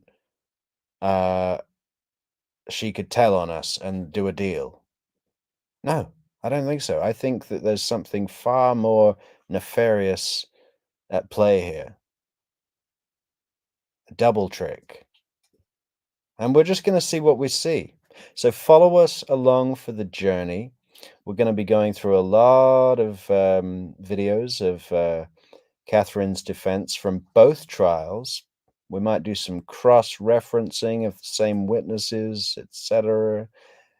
And I'm really looking forward to the closing arguments as well. And maybe we're going to throw in some Georgia Kappelman while we're at it, even though that's not really the analysis of this video, but it's just we all deserve a little Georgia Kappelman treat now and again, don't we? Come on, you've earned it. By the way, our first 1,000 subscribers will receive a free gift where Georgia Kappelman will come to your house and sing. So hit that subscribe button, yeah. Dugan said about how that conversation went is incorrect. She does take certain quotes that you can hear, but what she doesn't tell you is that meeting was over an hour long. The entire first half an hour of that conversation, for some reason, their expert can't clarify it. They have been trying to clarify this recording for 6 years. And a month ago, a month before Miss Magbanua's trial, up comes this clarification. I was excited. I was like, okay, great.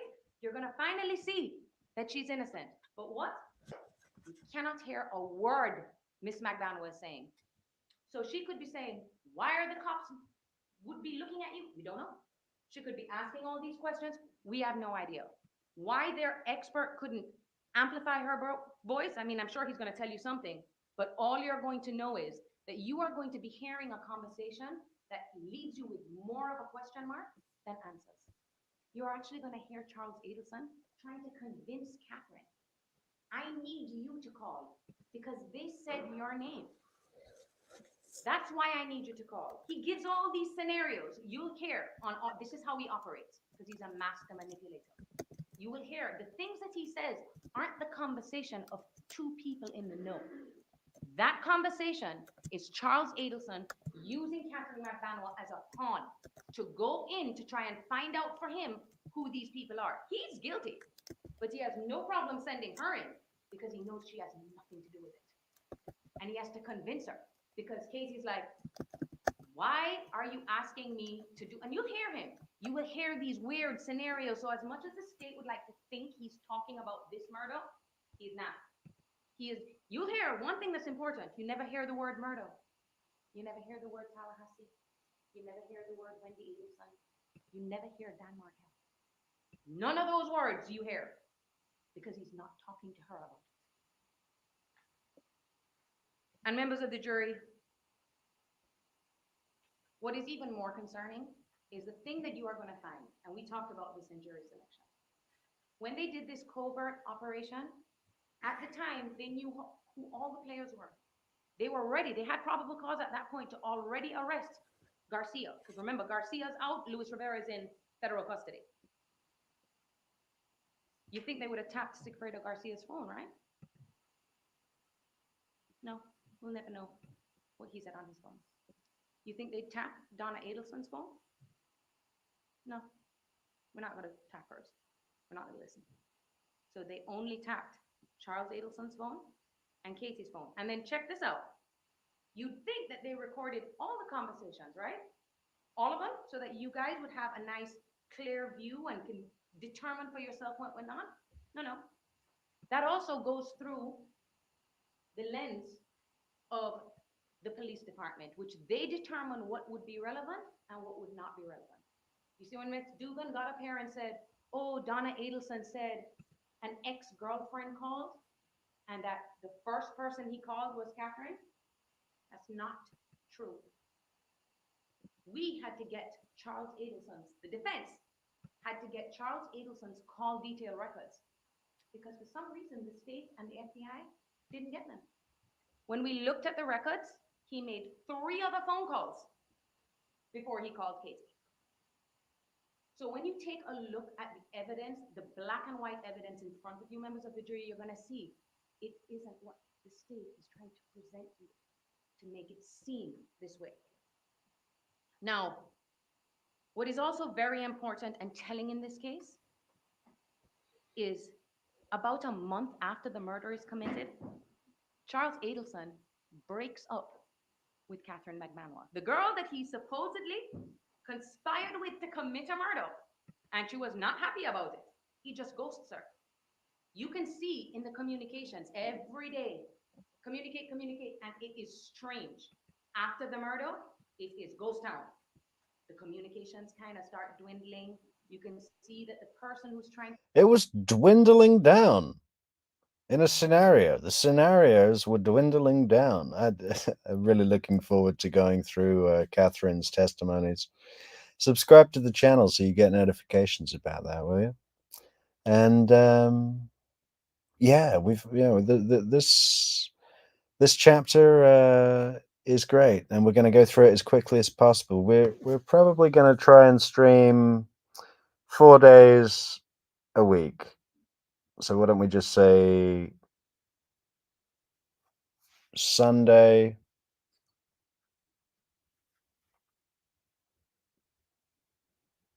Monday,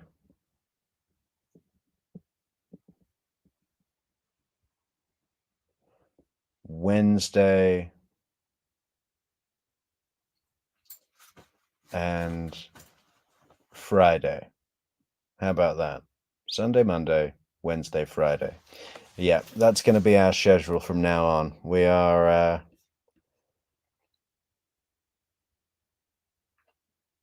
we're live on those days for about 2 hours apiece. To maintain the contact is Catherine, but he's kind of, oh, I'm busy. He starts dating other girls and he gives her the brush off, eventually telling her, you know, you have too much baggage, so I can't be with you anymore. And what does that do, members of the jury?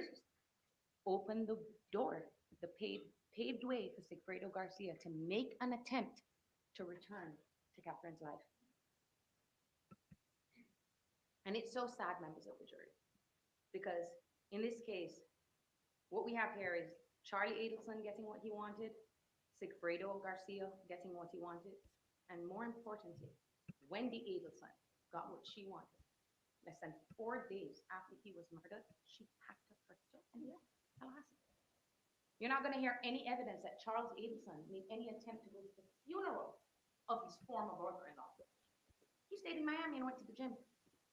You are not going to see any communications on his iCloud talking about how awful this is. None of that. That is going to scream to you the person who Charles Adelson is.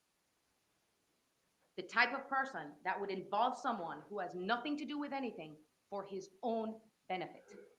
Now, with all that said, and no direct evidence proving that she actually knew or helped kill Dan Markel, I'm sure you're asking, then why are we here then? If you're telling me that all of this evidence doesn't directly prove that she's guilty, then how did we end up in a courtroom? Yeah. And members of the jury, that's why you guys are here, and this is why the Constitution put 12 or 14 people in this box for you to listen to the evidence objectively. That's what we're asking you to do. The evidence is actually going to show you that once law enforcement... Man, I would be so pissed if I spent however long this trial is. I think it's maybe a couple of weeks, which is quite a long one. I mean, not like Jodi Arias's trial, which seemed to go on for about 8 months. But you know, if I was on a jury and I turned out to be an alternate and didn't get to go and deliberate, I would be pissed. I guess it might depend on the case, but in general speaking, that's like having a ticket and being asked to leave the dance or something. You know, it's like, yeah, you go to the movies, but you're only allowed to watch the trailers, and then you gotta leave. found this link, this common link between these two group of people, they were the ones that made a very, very grave mistake. Instead of presuming Katie innocent, they assumed that she was guilty. And every action that they took to gather evidence after that was with the sole purpose of only finding evidence of guilt and ignoring every piece of evidence that proved that she was innocent. The wiretaps, they followed her around. They had a pole camera outside of her house. Listened to every call, everything. This was over a couple of months. They got everything that they could. And you will see to this very day, members of the jury, they do not have one piece of direct evidence, not one, that says that she knew. The only evidence that they have of that is Luis Rivera. Now I know state got up here and said, oh, we cut a deal. What is more concerning is that the state got up here and made it seem like they interviewed Luis Rivera and then went back to check if what he said is true. That's not what happened. Actually, that's how you're supposed to do it, but that's not what happened in this case.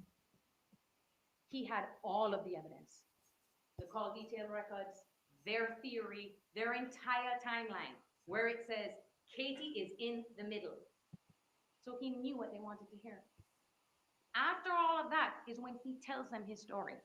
And members of the jury, I wish I could stand up here today and tell you what I think he's going to say on this witness stand, but he has changed his story so many times, and the evidence proves that he is lying.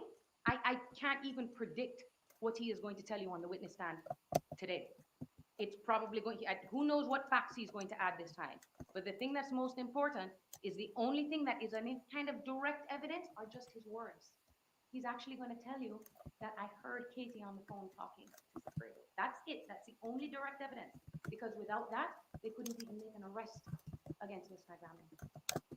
What you are also going to find is Luis Rivera, the lifelong convicted gang member murderer, is their star witness. And the deal that they gave him is what you all should be paying attention Oh, to, fuck. because anybody would say anything to get this deal. He was charged with the death penalty, and the state offered him 19 years, 19, in prison for the murder of Dan Markell. But wait, that might sound like a lot, right? Maybe not enough, but sounds like a lot? No. Luis Rivera was already serving a 12-year sentence in federal custody. And the state arranged for him to serve his 19 years alongside the 12. So he's serving both sentences at the same time, and get this, in a federal detention facility, not a state prison. We all know the difference between federal detention facilities and state-run facilities. He's in Club Med. No probation afterwards. Literally. He's in Club Fed. Yeah. Yeah, he's doing the Macarena as we speak. There's a Congo line forming behind him all around the jail. You know,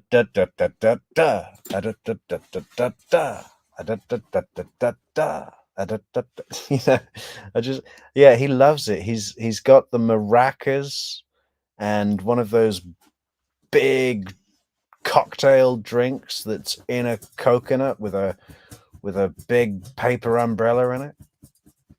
Club Fed. He loves it every minute.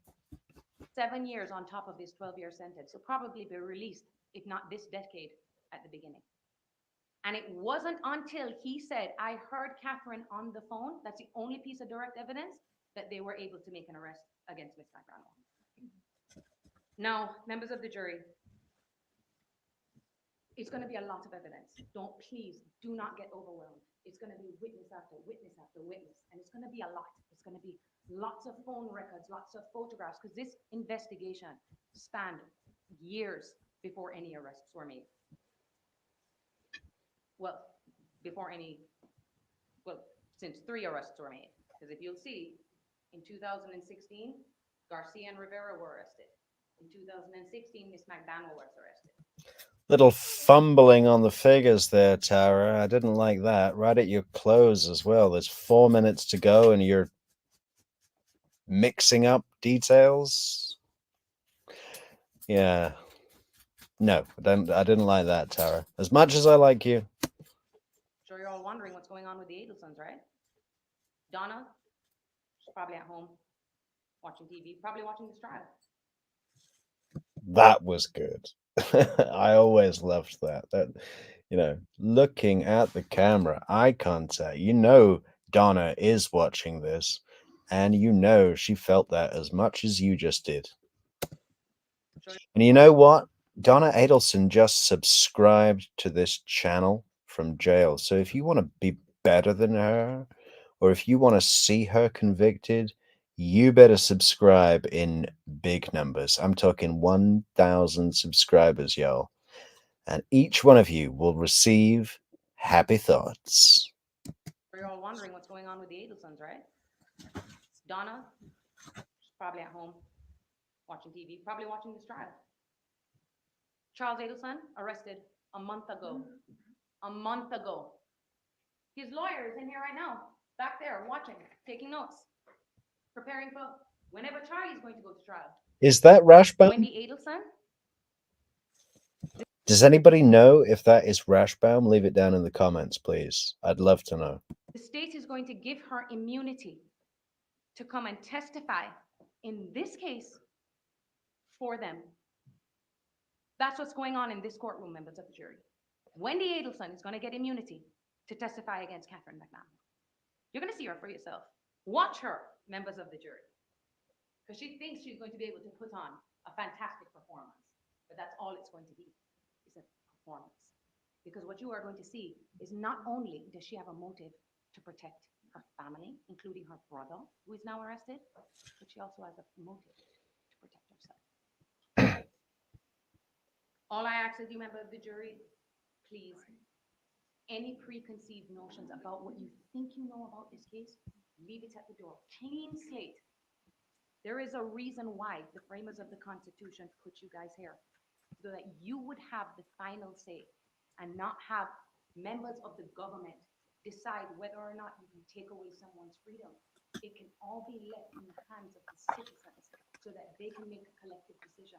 If this grave punishment needs to be put on another person, another citizen, because Katherine Magbanua is a citizen also of the state of Florida. And as we discussed, their job isn't only to punish guilty people, members of the jury, it is to protect. Yeah, she's a citizen that doesn't pay any taxes, declare her income, and receives fraudulent Medicare. Medicaid. What is it? Is it Medicare or Medicaid? You know, which is a serious thing. A lot of people need that. But she was receiving those payments at the same time as she was spending thousands of dollars for a boob job. Oh, you couldn't pick anything worse, could you? A boob job. That is the least essential purchase. Like if she bought a new car, you could say, well, look, my car broke down and I needed to get my kids to school. But a boob job, that's just for you. Well, actually, for you and anybody you roll in the hay with, I guess, but mostly you. The innocent. And I implore and I beg you, please, just don't get overwhelmed. Just sit down and listen to what comes out of that witness stand. And I guarantee you at the end of this case, you will see clear as day that Ms. Magbanua did not know. And that That's an empty promise that kind of puts people off. Guarantee? Well, it's not a guarantee. Clear as day? Well, who are you to tell me how I see anything? You know, that could have been so better worded. she is innocent of these charges. Thank you so much. Great. Thank you, Ms. Kawass. Okay, we're going to take a short break. But overall, very, very competent at giving opening statements. The opening statement in Katherine Magbanua's retrial by Tara Kawass was notably better than the previous trial, although that previous trial was also good, but this was polished. But there were still some holes. But she doesn't have a lot to work with. And who's paying? I mean, this is what we're going to try and figure out. We're going to try and pinpoint all the little indicators of something and just see what we end up with as a collective. I promise you that by the end of this series, we are all going to be very much more well informed about what's going on behind the scenes here. There's so much to this case that we know that it's easy to forget that there's so much that we don't know. There's a whole other world of events and exchanges and arrangements that the state don't even know. At the moment, the state have a load of stuff on Wendy and Donna that they're keeping to their chest. We saw this with Charlie Adelson's trial. Unexpected evidence came out. And it was like, whoa, the state have known this all along. It must be hard for Georgia Kaplan not just to talk about this with everybody she meets. I mean, she's known for this case now. She was already an established lawyer, but now this case has been going on 10 years this year. In July, it'll be 10 years since Professor Markell was shot in the face. Anyway, we are going to shut it down for tonight. What did we say? We're going to be doing Sundays, Mondays, Wednesdays, and Fridays every week. So make sure you're subscribed to the channel. If you didn't hear me earlier, we've got a Twitter account feed now where we're publishing our live streams. That's the Twitter account is True Crime Metrix @official. If you have any ideas or you want to share any comments or you're interested in coming on the show and talking with us, you can email us at hello at truecrimemetrics.com. Now that's Metrix with an X. Hello at truecrimemetrics.com. So email us anything you like. We love to hear from our audience. And we are going to sign off. Soap, do you want to go outside? Is that what you want? Yeah, the dog is giving me a look. I think she wants something. What do you want, Soap? Why don't you leave me alone? Say hello to your public. Okay, we are going now. Good night, everybody. It's been a pleasure. Thank you for your comments. Thank you for the super chats. We love it. Keeps the lights on. Okay, signing off. We will see you on Friday with more to come from the Tara Kawass Christopher DeCoste examination of their defense of Katherine Magbanua. And just to underline it again, the reason we're going through everything is not only to marvel at the I'm sure everybody gets a kick out of watching these two lawyers in action, but more than that, we're looking for indicators of what their real game plan was and who was pulling the strings, because certainly Adelson strings are somewhere, whether that's coming from Charlie directly, Donna directly, or through a lawyer, a high-standing lawyer with a bit more years behind them, and see if we can spot anything that we just didn't speak. Maybe it's just me, but talking it through out loud shows me a lot of stuff that I miss when I just watch alone. So I hope you're all getting something from that too. Love the show. Keep it going. Like, share, leave a comment, subscribe, join us on Twitter, send us an email at hello@truecrimemetrics.com for any ideas about the case. If you want to come on the show as a guest, or just open it up to a chat. Okay, everybody, have a great evening, and we will see you on Friday. Good night, all.